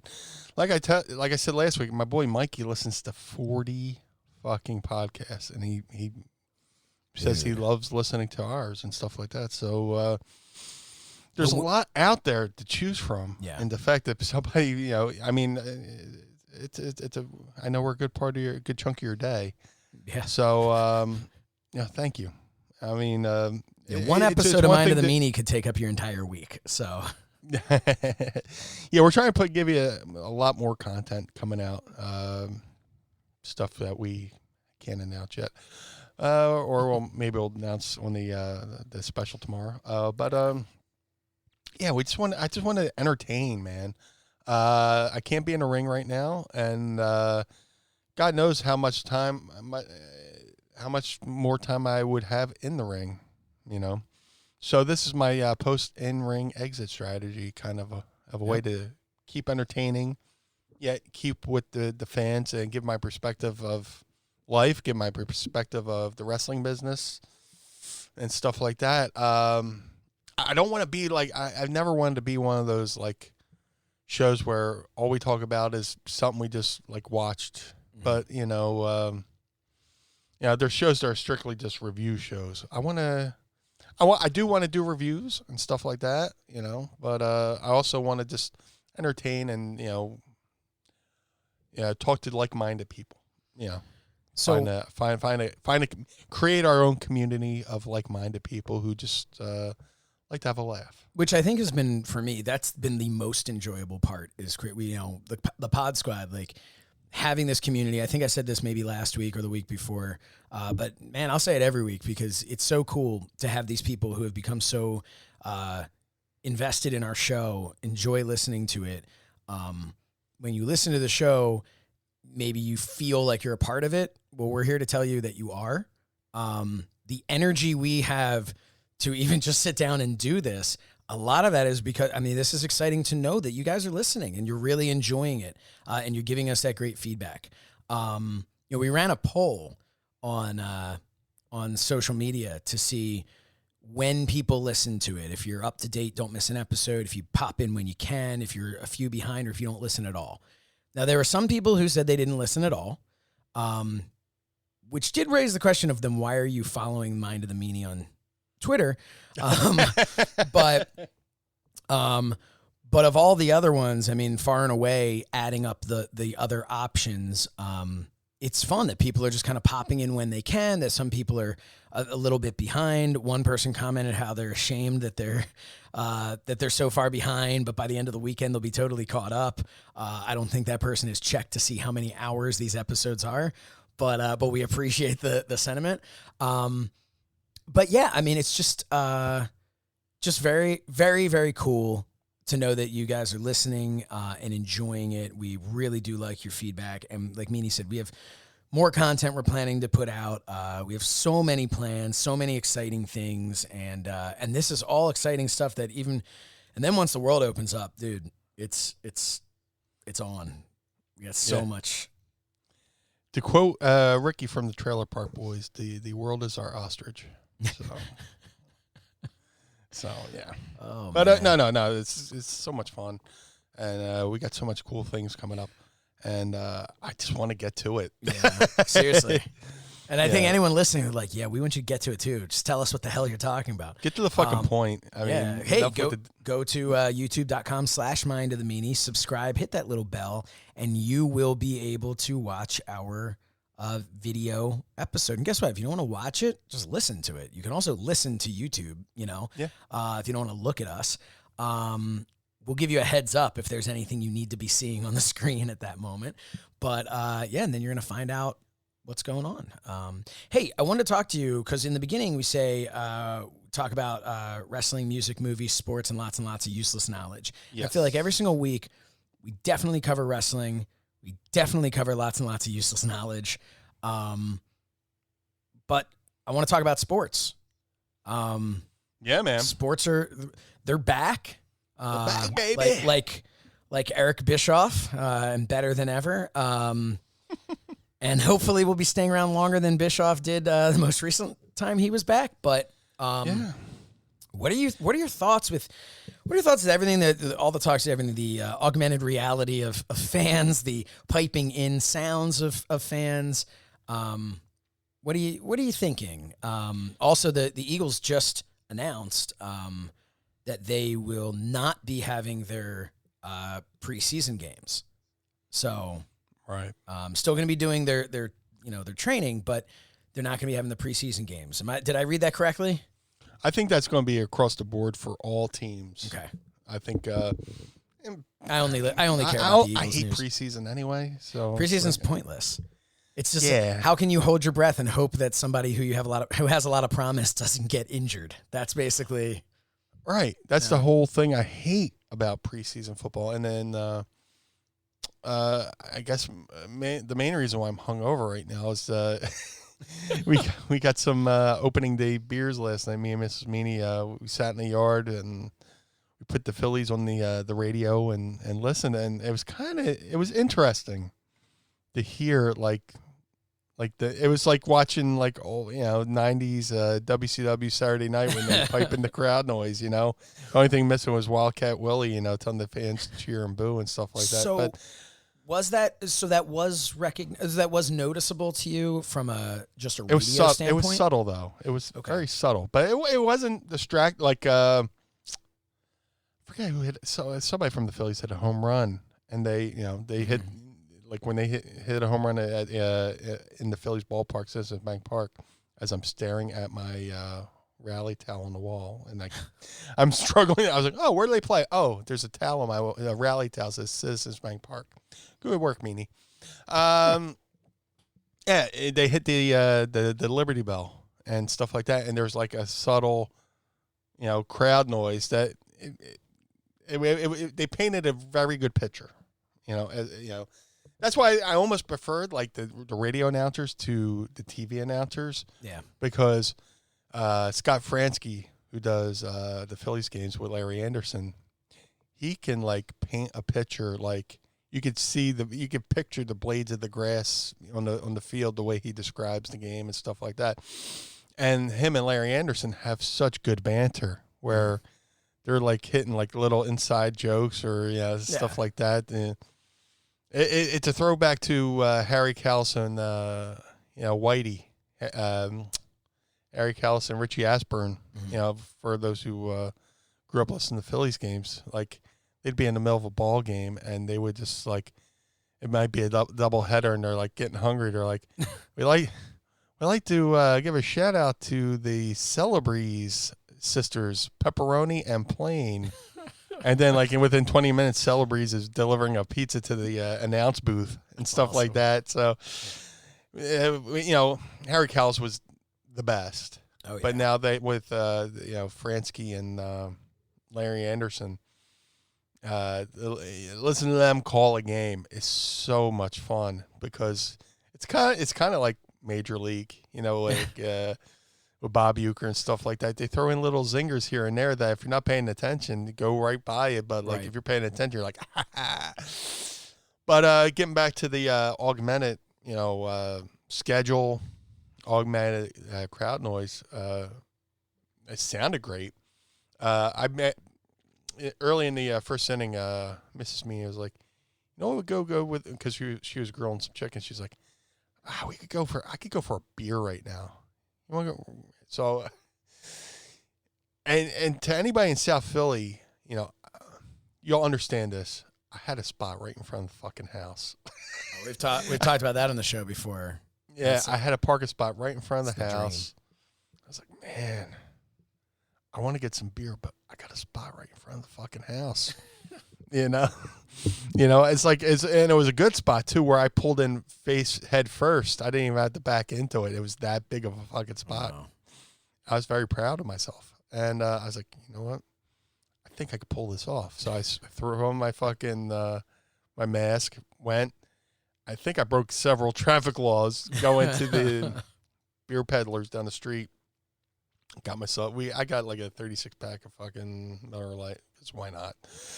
And I got back. The spot was still there, so it was like a double victory. Awesome. I got us the beers to listen to because baseball. I love baseball. A lot of people go, "Oh, the games are too long," but summer and baseball on the radio, it's just such a good tradition. At least being a Philly fan.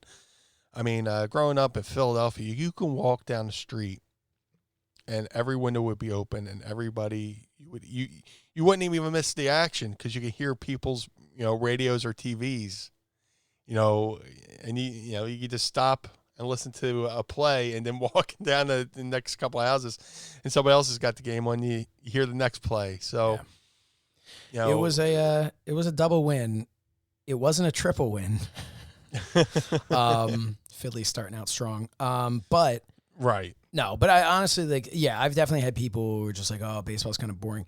I like watching on TV. I actually love being there in person. I actually really do. The Philly ballpark is amazing. But the issue I have with it, and I think we may have talked about this on the show before, is we definitely have talked about this on the show before. There's just too many games. Like, I can't, I like to be a completist of something. I like to have watched every episode, heard every episode, whatever it is. I want to see every game if I'm following something. When it's the Eagles, I'm watching every single game, know? With the Phillies, there is no chance that I'm watching or listening to every single game. I'm just not. And that's the funny thing is like the season's only 60 games. Yeah. And anytime the Phillies lose, I go, well, thank God there's 164 games or whatever. Uh-huh. And then I had to catch myself last night. I was like, oh shit, there's only 60 games. And that's so these wins mean a lot more. Yeah, now. And that's something that we had talked about, I think, on the show, which is so crazy that I'm remembering something we talked about on the show because it was like months ago. But I think that was something where we talked about the potential of them just having a shorter season. And, I mean, they have to, you got to do what you got to do. But, no, I mean, to me, it is nice, it's nice to have sports back in some form or fashion because that is something that does present a feeling of normalcy. But it's interesting, we talked about the augmented stuff, and one of the augmented reality things was the WWE was talking about it. They've been doing this. I don't know if you noticed this recently. I didn't notice it until I saw an article about it. They have been using augmented reality for the roof of the performance center, the ceiling. Really? So if you go now and they have the wide shot of the whole building there, it looks like an arch, and you don't see the fan anymore that was there. Dude, that was my favorite part of the fucking show. Know, right? The one fan. Yeah, that was my joke. There's their biggest fan, WWE's biggest fan. Now I don't know. I'll have to actually watch it and see because I read the article this morning, so I haven't seen it since. But they did have a picture in the article. So I know it was in that like wide angle when you're first, when they're like welcoming you to the show or some of the entrances. I don't know if that's something that they keep going during like other shots, other angles, right? Like during a match or something. But just things like that, just to visually make it more appealing, which is super cool that they can do stuff like that. But it's just so weird. It's You don't know what's real. It's getting to the point where maybe they're just bored and they're like, what can we do now? Yeah, I mean, look, I don't. We've let people in. We're letting them wear a mask now. Yeah. Let's fuck with the roof. Yeah. Hey, by the way, I want to send best wishes to Rey Mysterio for a quick recovery. Thank God I heard that there was no damage to the nerves in his eye. Yeah. His eye had a lot of nerve. Yeah. Gruesome. Just gruesome. Just not something you ever want to see happen in a match. Very serious. Yeah. Thoughts and prayers. Yep. Hey, you want to ask Meanie anything? Well, maybe other people do. I ask myself questions all day, like, "What the fuck are you doing, Mean? What the fuck are you doing, bro?" Well, guess what? It's time to ask Meanie anything. It's time to ask Meanie anything. All right. I'll never not pop at that. So we actually have a lot that came into both of the Twitter and the Facebooks. Nice. So I think we have another show to do tomorrow. So why don't you want to do maybe 2 from each? We'll do it. Yeah. We'll spread it out a little bit. All right. let's see. We've got here's a fun one. Matthew Robbles at the MK Bandit. Favorite comedy spot? Personally, I love the thumb wrestling spot. So do you have a favorite comedy spot you were a part of, and then maybe like a comedy spot that like you remember watching that just really popped you that you weren't a part of? Yeah, he brought up me doing the thumb wrestling spot, which was just like a spot I've been doing everywhere pretty much. Just because you go to a show and by the time you get out there, the fans have pretty much seen everything, Mm-hmm. And I'm always of the belief that, less is more. Keep it simple. KISS, keep it simple, stupid. But yeah, I always figured, try to work in like a thumb wrestling spot where, and make it try to look as legit as possible where, a guy goes to shoot me off and our hands lock up. Like if you haven't seen it before, it's usually somebody tries to shoot me off once, twice, and then our hands interlock like we're about to thumb wrestle. And I kind of do it in a way where we're mimicking the Michael Jackson Beat It video. Yeah. When they, bust out the switchblades and they're, going around and stuff like that. But we walk around, we go to our stomachs and we start thumb wrestling. And it's always gotten a great reaction. And, we do the count and stuff like that. So I was like, I tell the referee, I was like, man, count it like it's fucking WrestleMania just to be a little bit, over the top and a little absurd and stuff like that. And the crowd seems to get into it. And, we get those, this is awesome chant and stuff like that. But, it's always good to do in a tag situation because I always try to do it to where, like, the partner comes in to try to, the heel comes in to try to break up the count, and I move my hand, he stomps on his hand, and they, push, and whatever. Or if I'm in a singles match, I'll, the heel's other hand will come in to break, the other thumb will come in to break up the count or something like that. Yeah. Just something ridiculous, something to bring some levity to the show and stuff like that. As far as like spots I've seen that have popped me, so many of them. There's always that. I was always a big fan of the.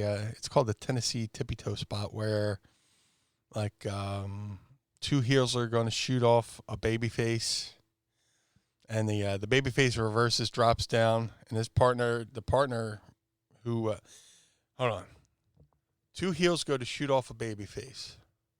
The baby face reverses the one heel, drops down. The heel goes to step over the baby face. The other partner who shot him off goes, oh shit, I got to drop down as well. So there's a double drop down. Heel's coming back, double drop down over the heel. At first it goes baby face, heel, drop down, then heel, baby face. So, God, I hope this isn't how you would call the spot. This is basically how I call the spot in the back. And then, like, on the third time where it goes to go be like a babyface heel, the heel stands up and then the two heels fucking collide. Mm-hmm. Babyface can schoolboy the fucking the heel that had been hitting the ropes and stuff like that. So like a little tippy toe spot, or I still have my spots from minis. Stuff like that. So there's a spot where like somebody grabs a headlock, shoots them off. They do the crisscross, and the guy powders out of the ring and starts sitting in the front row. And the other guy keeps running, and they eventually just gets blown up and stuff like that. I've wanted to do the point where like I'll pull a fucking brown paper bag out of my pants and like act like I'm hyperventilating or something like that. It's goofy shit like that. Just like anything that's like can make people laugh, stuff like that. The crisscross spot. Like I said, I steal a lot of my spots from minis, and I steal a lot of spots from the Three Stooges. So it's just steal from the best, right? Yeah. Shout out to Matt Robles, the MK Bandit. He's a good dude, man. He's got a promotion out there in. So I said Albuquerque. So I said Robles. So that was wrong. I've said that too, but it's Matt Robles. Dude, he's a good dude. He huge Kiss fan, right? He went and bought the Kiss box set, where you spend like whatever, and you get to meet like the band and shit like that. And he walked into the Kiss, I want to say it's the Kiss Museum in Vegas. And when he walked through the door, they're like, "Oh my God, you're the guy." He's like, "What are you talking about?" And apparently they videotaped him getting the box set right from Gene Simmons. Oh, wow. So it's been playing on a loop in the Kiss Museum. So I see Matt every time we go out there for the Cauliflower Alley. And he went over to the Kiss Museum or whatever, and he walked through the door, and they're like, "Oh my God, you're the guy!" And then awesome. in a few seconds, like he's up on the screen in the museum getting the Kiss vault. That's what it was, the Kiss vault. Okay.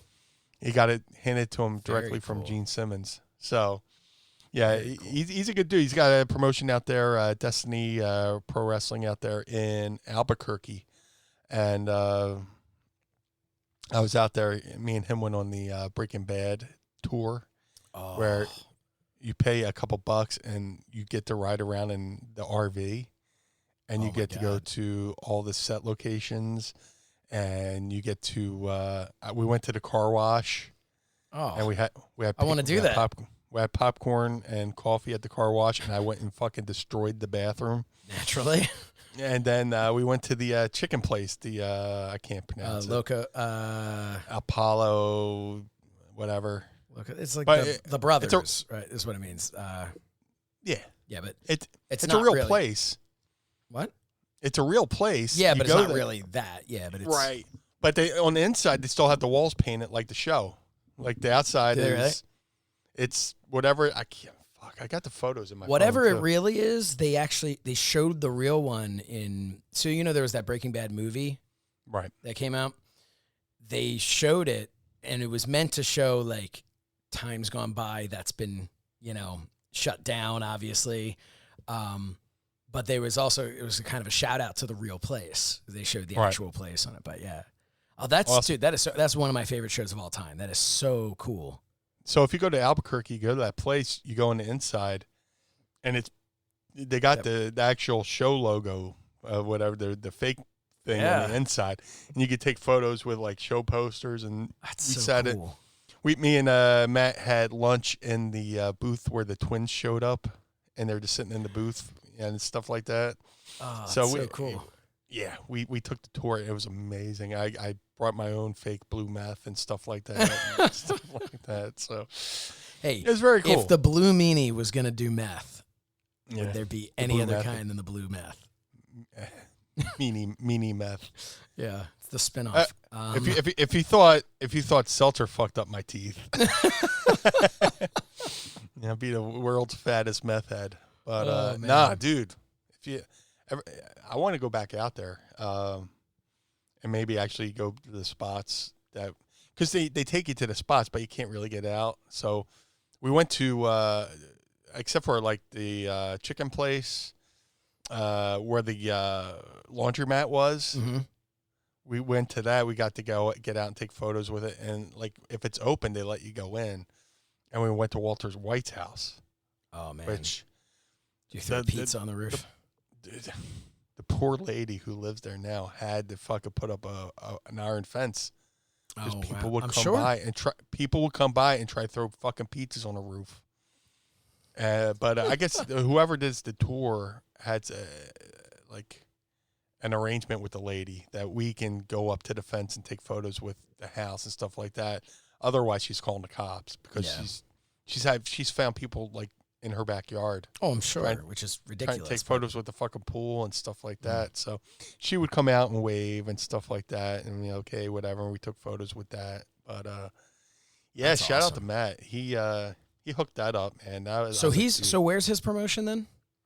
He has a promotion in Albuquerque called In Albuquerque. Destiny Pro Wrestling. There's a wrestler on his shows that Vice actually did a profile on called Hobo Hank. Oh yeah, He's a homeless. His character's homeless, but like he's a day manager at Shoney's or something like that. And he's an amazing guitar player and singer. And like he sang a song on there. I was like, holy shit! I didn't know he could sing. I would have had him sing for me when I did their show. I did the show out there like two years ago and stuff like that. So here's the plan. Here's the plan. Yes. When Matt's up and running again and the world opens up and he's doing another show, we're going to do a show with him. We're going to do a live Mind of the Meanie combined with his wrestling event. Yeah. And then you and I are going to go on that tour. How's that Taking sound? the fucking tour. All right. Because that is my plan.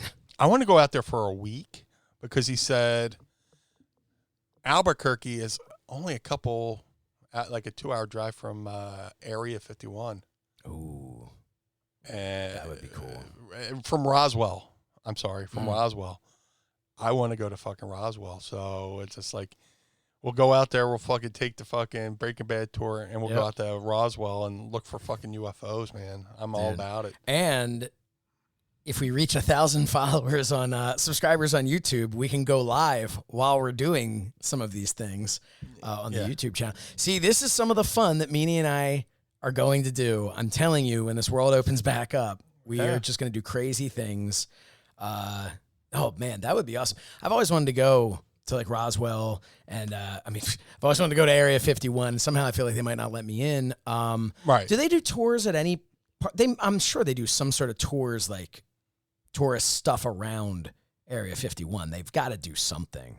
I'm sure they do. I'm sure they do. But guess what? You're not going to see an alien on those tours. No. What do you think? What do you think is there?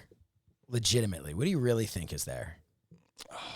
Well, have you listened to the Bob Lazar interviews on Joe Rogan and stuff like that? No. Dude, go on to YouTube and look up Bob Lazar on Joe Rogan. He worked at Area 51. Yeah. And he gives and there's another reporter, George Knapp, who introduced the world to Bob Lazar. And he was just last week he was on Rogan. And this guy does legit investigative reporting, and his main thing is uncovering scams and stuff like that. George Knapp, and he believes Bob Lazar 100% and stuff like that. And Bob Lazar says that there are aliens there. He worked there, and he got fired there. Eventually, he got a little sloppy. Well, the one story he says he would bring his friends out to the area and hide on the hill, and they turn out the car lights and all that stuff. And they're, he knew the flight schedules and stuff like that. Mm-hmm. So the whole thing is they would have the UFO crafts, and they're trying to reverse engineer it to figure out their technology. So he would take people out. He got a little sloppy. He took people out to look at some of the flights, and the lights are out, and out of nowhere they see like a green light, and then they turn on their lights, and they're surrounded by military people. Oh, geez. And somebody had a night vision thing, and they dropped it, and they saw the green thing on the ground. They're like, "What the fuck's that?" And they turn on the lights, and they're surrounded by military with night vision goggles and shit like that, saying, "What the fuck are you doing out here?" And wow. He went and got fired. Bob Lazar, they fired him, and they tried to erase his entire history. Like saying he never worked there. They erased all his college records. There is no record of him working there. We're just taking him at his word at this point. Right. And that's where George Knapp comes in. Right. Okay. And there's a documentary on Netflix about it as well. I highly recommend. What is that called? Do you remember? His name's in the name of the doc. Bob Lazar. Okay, I'm gonna look that up. It looks like Bob Laser. Okay, that's Bob Lazar. So definitely check that out, man. I am all about. I've into that seen stuff. it. Have I told you I've seen a UFO? Right? No. So, I believe it. No. Here's my. Some people might be listening, going, "These two, what the fuck is wrong with these two?" But I believe it, man. I think we took a hard right. Here's the Blue Meanie UFO story, and this absolutely fucking happened. Growing up in Atlantic City, every summer, before I moved to Atlantic City, my family would rent what's called a cottage every summer in Atlantic City. And it's right down the street from the beach, down the street from Caesars, all that good stuff. And we would just go there for a couple months out of the summer, and then go back home to Gloucester City, New Jersey, where I was living at the time.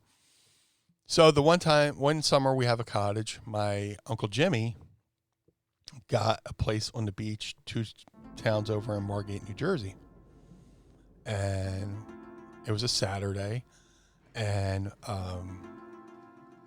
my grandma, my grandparents are like, okay, we're going to go over to Uncle Jimmy's house for the day and hang out on the beach. So, so we go over to Margate, my Uncle Jimmy's house on Margate, and we're just hanging out. We're grilling, cooking, all that stuff. So it comes to be nighttime, and everybody's inside, everybody's having their adult beverages and stuff like that. Sure. And I'm just being the kid out in the yard. And it's like his house, the yard, which is basically grass and sand or whatever, the boardwalk. So I'm hanging out in the yard, and I'm looking at the ocean, and there's this red light slowly hovering above the ocean. And it's like pulsating. It's like a boom, boom, boom.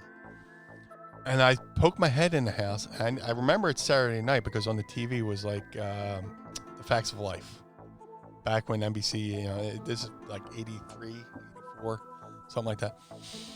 So I go, guys, everybody, there's a UFO out there. And they're like, yeah, whatever. Right? I go, look, there's something floating over the ocean. So everybody's like, yeah, whatever, Brian, shut the fuck up. So I like, cut it. And my grandparents like, cut it out, whatever. So my sister Leona and my cousin Tommy come out, and they go, holy shit. And they ran up to the boardwalk, and they followed it towards, like, the boardwalk basically ends in Margate. Yeah. They followed it towards the end of the boardwalk and watched it descend off and disappear. Oh. So, they're like, like, holy shit. My cousin Tommy and my sister Leona saw what I saw. The parents didn't believe it. They thought I was just, fucking around, ribbing them, whatever. So my Uncle Jimmy's driving me, my sister, and my grandparents back to our place in Atlantic City. And in Atlantic City, there was a local radio host named Pinky Kravitz. He was like, if you can imagine somebody who might have hung out with the Rat Pack back in the day or Vegas or whatever. He was a local talk show host, Pinky Kravitz, whatever. And we're driving home, and it was a call-in show. So we're driving home in my Uncle Jimmy's Cadillac, and people are calling into the show talking about seeing a UFO. And you see my Uncle Jimmy and my grandparents look back at me in the back seat, and I just put my hands up and go, fucking told you. Yeah. Fucking told you. And like one caller after another called in and described exactly what I had seen.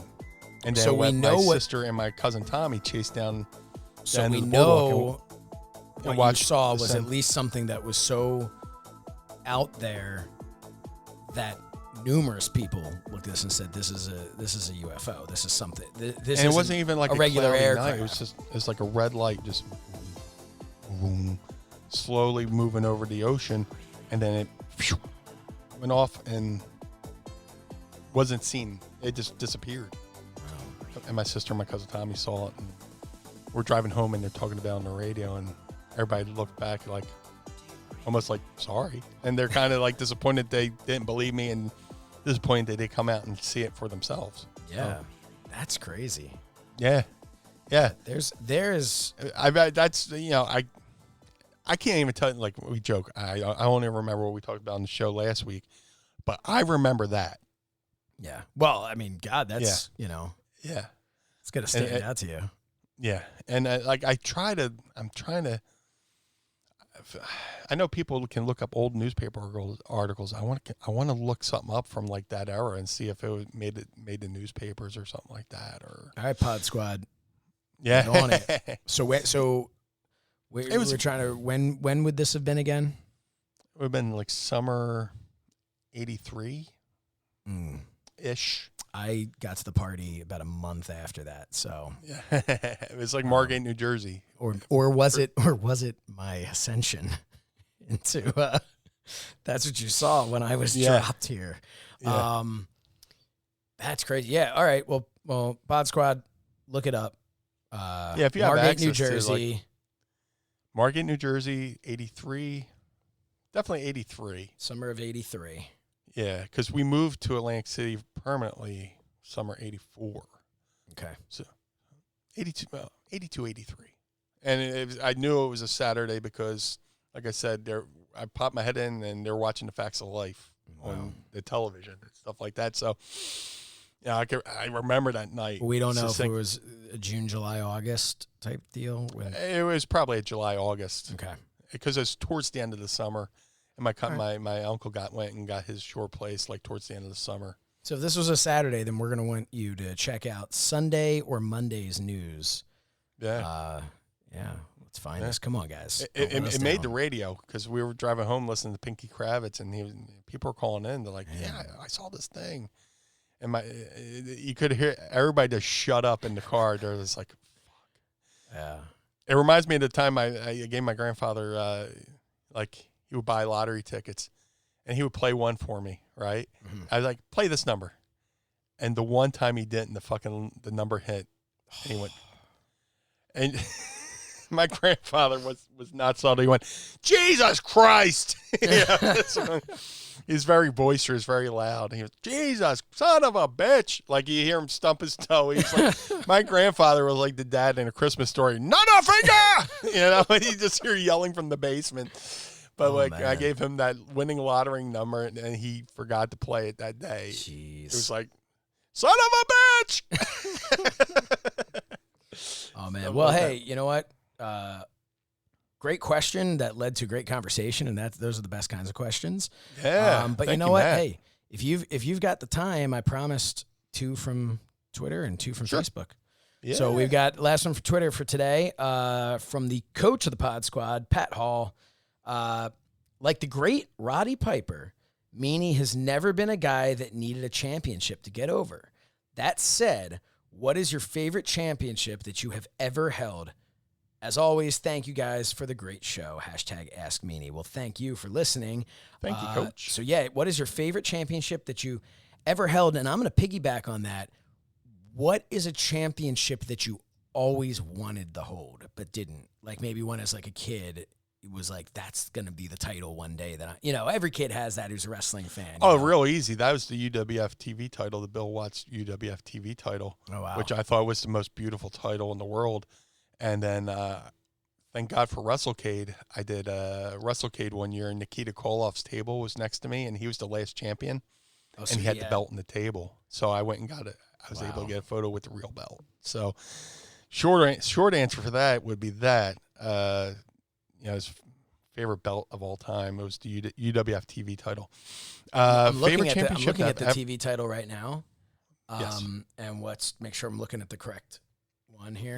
Yep, that's it. And looking at it, that middle picture of the world there is the same as like the old school Intercontinental title. Pretty much. If you look at that, pretty much. You can see it. Which was mine. That was mine. Was the Intercontinental title. So It's interesting because everybody says, I always grew up wanting to be the world champion. I never did. No. I grew up wanting to be the Intercontinental champion. You grew up wanting to be the TV champ for the UWF. Yeah. That's interesting. That is the most beautiful. Like I look at belts like works of art. Yes. Oh, yeah. Dude, I was scrolling through. Reggie Park made some beautiful belts in the 80s. He absolutely did. I've got my Reggie Parks belt right above me that he made. But I love that. But I'm also, dude. For the folks who have seen that, I don't know if you've told the story about that belt behind you. I'm sure folks maybe think it's just a replica of the WWE Winged Eagle belt, but no. So it is actually. You want me to tell? I can. Yeah. Give the history at least. Yeah. So. It is the TWF World Championship, the Teenage Wrestling Foundation. When I was 15 years old, I decided to start I had gone up to the Wild Samoan Training Center. My brother and I, we rented. My dad took us up. We rented out the ring, and we just fell into each other for an hour. It was the coolest moment of my life at that point to step into an actual ring. It was so cool. I'm 15 years old, and I'm thinking to myself, man, like, I just want to be a wrestler. I really want to be a wrestler, but I want to do something having to do with wrestling. I'm impatient. I can't wait. So I actually had Afa and some of his guys come out to my school that I was going to at the time. And they came out and looked at the gym, and I'll never forget that day when like somebody came running out and they're like, there are these big wrestlers here to see you. It's like, what? And like, because they had said they would like come check it out at some point. And I didn't know it was going to be during the school day. So it was Afa and LA Smooth. Awesome. They showed up, and they're looking around at the school. And basically it just didn't work out. The way that they wanted to do it, to put on like an event there, was going to cost all kinds of money and all that stuff. Right. And I remember talking to the headmaster of the school and saying to him, I was like, oh man, I think it would be so cool. And he said to me, well, why don't you just put on your own? Then you don't have to pay someone else. Now think about it. I'm 15 years old. Right. This dude's telling me, why don't you put on your own wrestling show? And then he tells me, it's like the movie Kidco, you know? Yeah. And then he tells me, he goes, you know, he's like, you know, you could use the gym at the school if you want. And because he's probably in his mind going, oh, it's that fake stuff. So Right. whatever, you go do it. And I'm like, you mean like me wrestle? Sure, why not? And I'm like, is this really happening? Then he goes to me, he's like, well, you know, the school's going to want an insurance policy. They're going to need $1 million insurance policy. Well, first of all, I'm 15 years old. I don't understand what an insurance policy is. So I think he's telling me that I need to front $1 million to do this. So my first thought was, what? Like, what are you thinking? So he goes, and then he goes, he's like, but you know, I have this great friend. I can't remember her full name, but Tracy something or another is her name. But he's like, I have this great friend who works with the Boy Scouts of America Explorer Post. And an Explorer Post, basically you would sign up and you'd create like you had to have an adult sign up for it, and you would create a post where you would go and do different events and different things.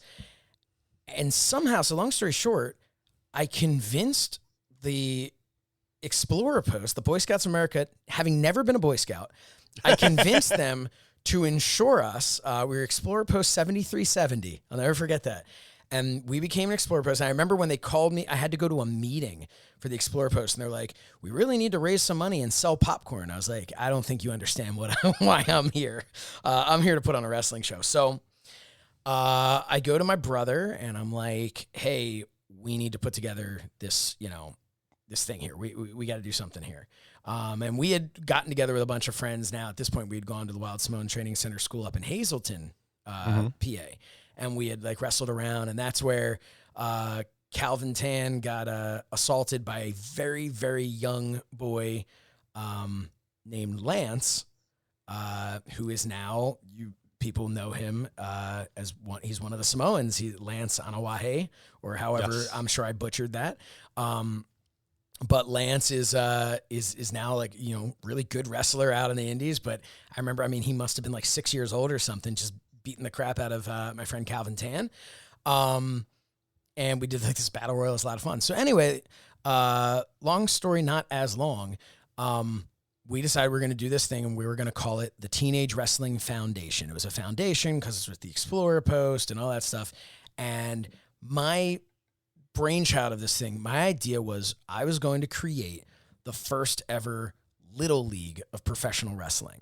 My thought was, you have Pee Wee football, you got Little League baseball, you got all, you know, hockey, whatever it is. My thought was, you can also do like children's theater.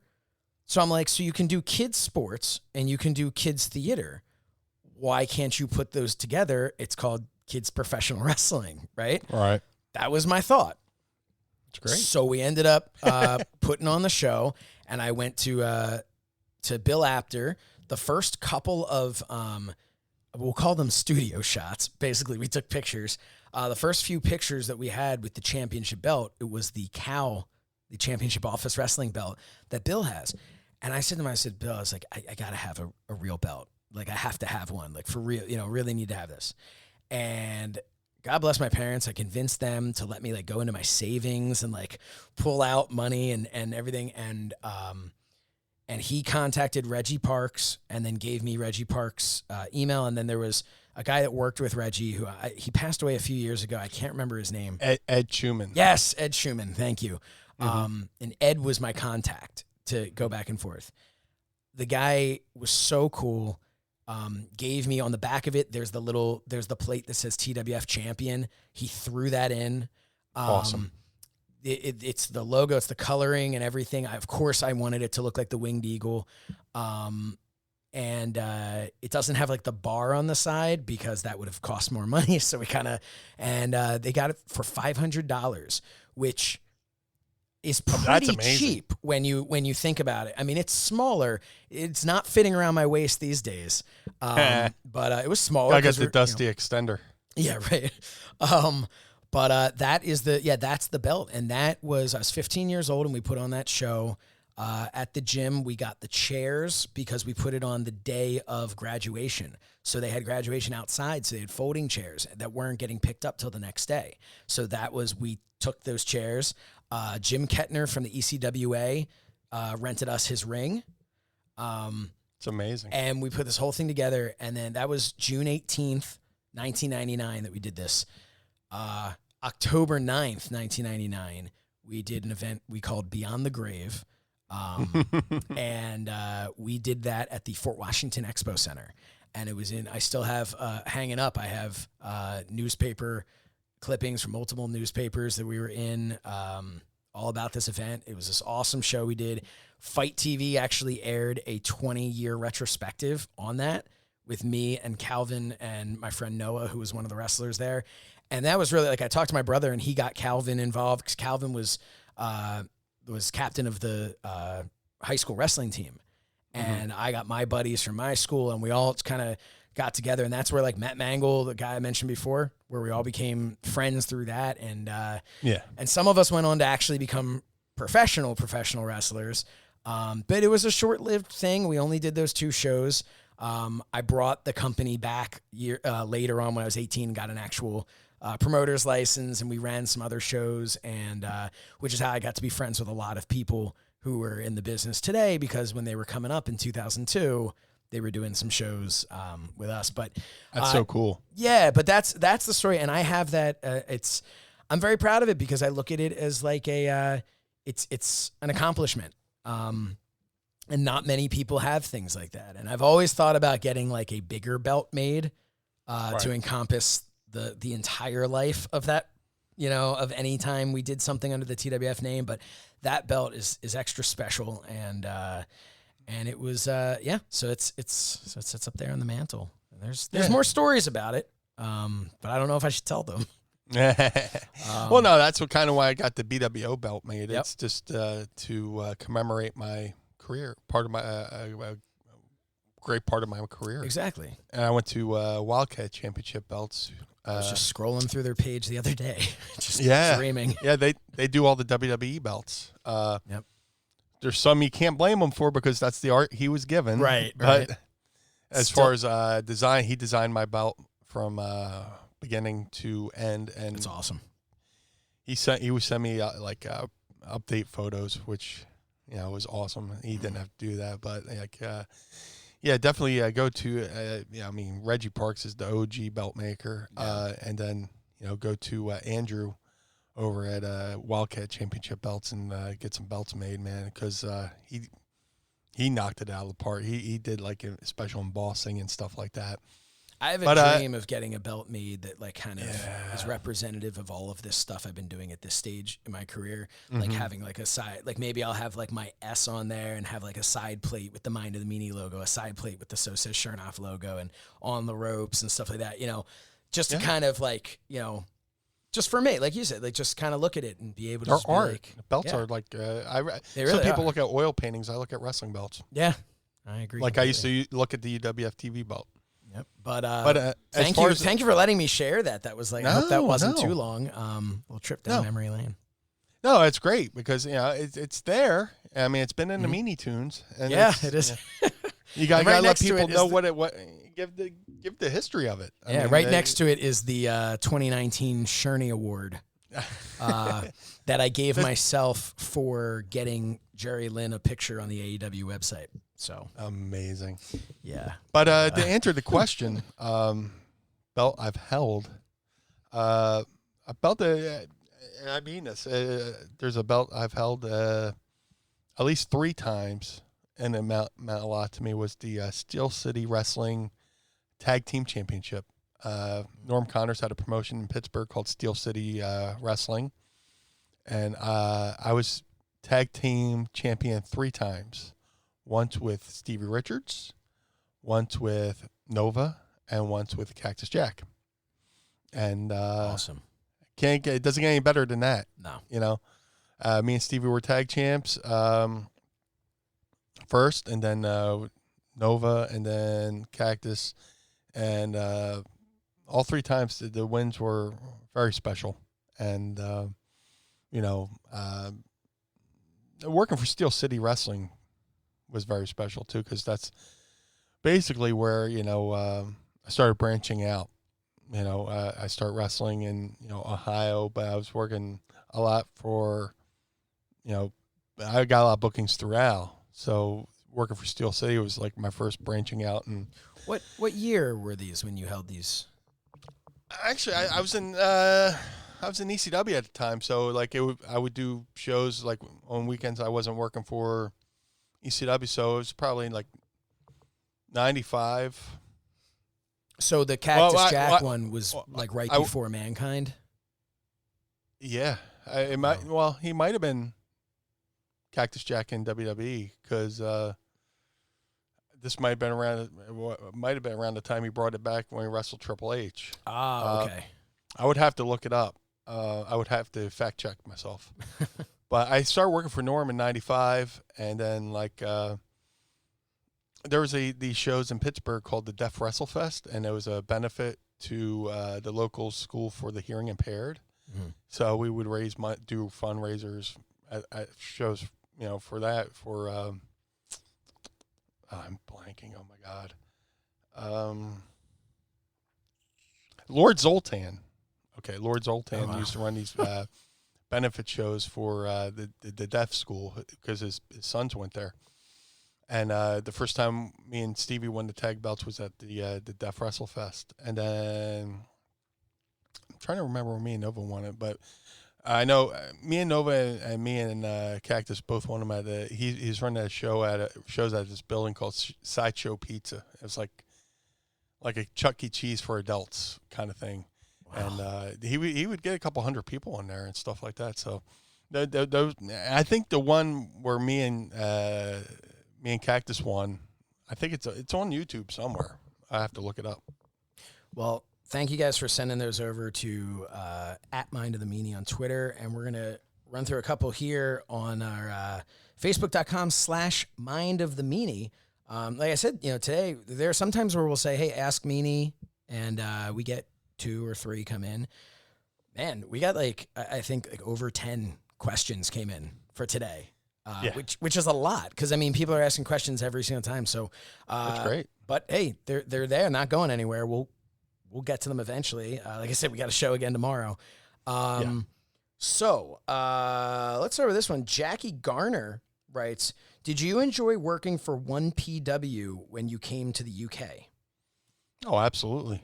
That was around the time after the whole JBL thing, and my career was getting back on track, and to go over there and wrestle for 1PW over. I think it was over in Manchester or Doncaster. Great times. Or Roadcaster. What's that? What? I said or Roadcaster. Or Roadcaster. Yeah, those shows were a lot of fun. Those crowds were like ECW crowds, and they drew well. It's just it's a shame that the promotion was around for a few years, but it tapered off for a little bit, But 1PW was always a great promotion to work for. And our last question comes from Paul Stockwell. Paul asks, thoughts of the hardcore homecoming shows and why the Extreme reunion in 2012 failed. the hardcore The hardcore homecoming. Yeah. So your thoughts on the hardcore homecoming shows, and then why the Extreme Reunion failed in 2012. The hardcore homecoming shows were great. Those were Jeremy Borash's babies. Those were fun because, and people always go, "Oh, look at these guys trying to relive their whatever." It's like, no, we did these shows because we enjoyed working with each other. Yeah. Having a locker room full of friends doesn't necessarily suck.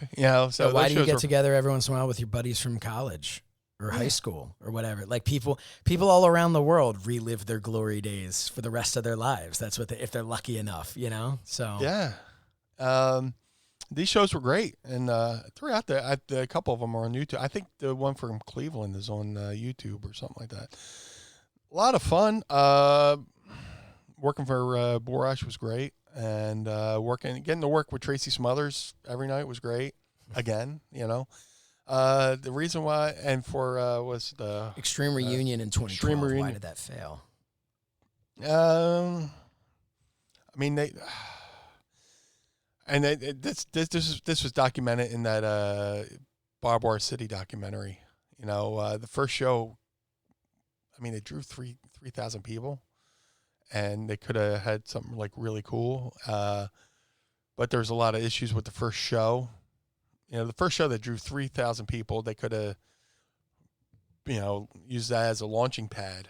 But there's so many different things with like Sabu, ODing and stuff like that, which made it to like TMZ and stuff like that. And there's issues with, they brought up the gangsters, and they had, the gangsters get beat up, and people just wanted, to have the heyday, the nostalgia for the first show, and which they could have had nostalgia on the first show and then launched it into what eventually became Extreme Rising. Why it failed, I'm trying to remember what happened, but eventually shows just kept getting canceled, and you can't really keep canceling shows and expect people to come back. Right? They had that first reunion show, and like I said, they had 3,000 people, and then they had those issues, with no shows and stuff like that, and then the shows eventually became smaller and smaller and smaller and stuff like that, where eventually people are going to second guess coming to future shows. So and I feel bad because like I became like the kind of like the poster boy for those shows because I was promoting them all the time. I was like, these shows are great, and the shows were great. They were highlighting guys like Luke Hawks, and Stevie was the champion, and they had the Hardys in and stuff like that. And we ventured out and did shows in like Pittsburgh and all that good stuff, and the shows were a lot of fun. But just the shows, eventually towards the end, the shows just wound up getting canceled. Yeah, you can't come back from that if that happens too many times. That shit happened with 3PW too, where we would have to cancel shows and stuff like that for shit beyond my control. But you can't keep doing that to fans. And that's something even with the podcast that you and I talked about from the very beginning, is that I've always believed that like you can't, there's some podcasts and it works for some people where they pop in and do a show when they can. But I believe that for to build the following that everybody wants to have, whether it's a wrestling company or a podcast or anything, you need that consistency. And that's why we recorded that bonus episode when I knew, hey, one of these days this baby's coming. Yeah.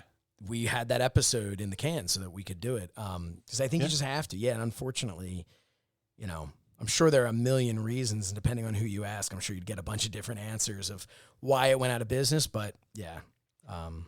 Yeah, you can't keep canceling on folks like that because, people either take the day off from work or they're spending money they could easily used on a utility bill. I really want to go to the show, but electric bills due. I'll pay the late fee or whatever. People, you're asking a lot of people to, reserve a night and spend hardcore money, their hard-earned money. Yeah.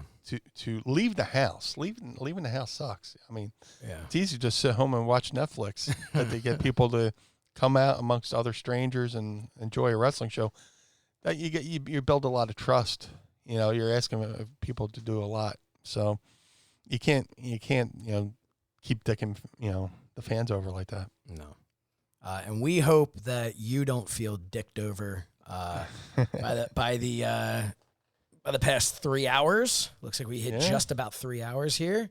Meanie, I think this is a good time to wrap things up, considering we basically we got to kind of do a cool down, grab a quick shower, and hop back in the seat for tomorrow for our video. Yeah. We got to look good, man. You're already looking good. You got the haircut, beard's all trimmed. Yeah, I got to trim up the beard a little bit. Dude, the only thing that sucks about wearing a mask is it's fucked up my beard game. So be careful when you're trimming. I'm sure I don't have to tell you, but right now you can kind of see things are a little light here. I was trying to trim my beard on a level 2. Yeah. There's a big jump between level 1 and level 2. Yeah. So I'm trimming it, right? And I give it the old little knock into the sink, get some of the hairs, get caught in the, knocked it a couple times. Well, apparently I knocked it down to a number 1, went back to trim the next part. I'm like, what just happened here? And so there goes the beard. But hopefully it grows back pretty quickly. So yeah. I didn't even notice until you pointed it out. Well, because I got this microphone in front of me, but here. Yeah. Oh, there you are. Yeah. I mean, it's still there. It's a number 1, come on, guys. But, so. Number 1. But, so we're going to do that show tomorrow, and hopefully by the time you're hearing this, we're going to try our best for Thursday, I guess. Meanie backed me into the corner there. We're going to get this thing edited, be done on Thursday. But yeah, man, this is a fun show. I thought this was a fun one. Yeah. Definitely had a blast. Ended it on a couple strong notes. Yeah, it was fun. Thank you, Pod Squad, for those questions. It's always. Really I try to save it till the back end of the show, but it's always maybe we'll start doing those a little bit earlier. Yeah, because I like to elaborate. Like if somebody's going to ask me a question, I definitely I have to give fucking thorough fucking answers, or I feel like I've cheated somebody. So yeah. Well, I mean, listen, I could have said when you asked about the belt, I could have been like, oh yeah, I had like a little promotion back in '99. Yeah, but that's it. But hey, you got to give answers, man. Yeah. So you got to give a whole background, and So, well, cool, man. I guess. Thank you so much. Yeah. No. Hey, you know what? This has been a blast. As always having a good time. The Mind of the Meanie, and I hope that everybody listening is having a good time listening to Mind of the Meanie. Do us a favor if you haven't yet, and go to all of our social media. Give us a follow at Mind of the Meanie across the board. That's Facebook, Twitter, Instagram, YouTube. We're Mind of the Meanie. You can find us. And while you're at it, follow us as individuals. Meanie can be found on Twitter, Facebook, and Instagram at Blue Meanie, BWO. I'm at So Says Shernoff on Twitter, Facebook, and Instagram as well. I will say, we haven't for a while said to visit mindofthemeanie.com. Well, that's because we're working on stuff. So hopefully we'll have that up soon. That's another announcement. Yeah, so we're working on that website. We talked about that for a while, and that should be pretty cool. But in the meantime, you can go to prowrestlingtees.com/mindofthemeanie for all of our great merchandise there. Also, prowrestlingtees.com/bluemeanie and prowrestlingtees.com/So Says Shernoff, also SoSaysShernoff.com, and collarandelbowbrand.com, promo code Meanie. Visit our sponsor for the episode, Blue Chew, blue like the color blue, like the Blue Meanie, and use the promo code Meanie, get it absolutely free, just $5 shipping. That's about it. We're gonna take it home now for the Blue Meanie. I'm Josh Shernoff. Join us again next Monday for another trip into the mind of the Meanie. The world of MLW radio never stops.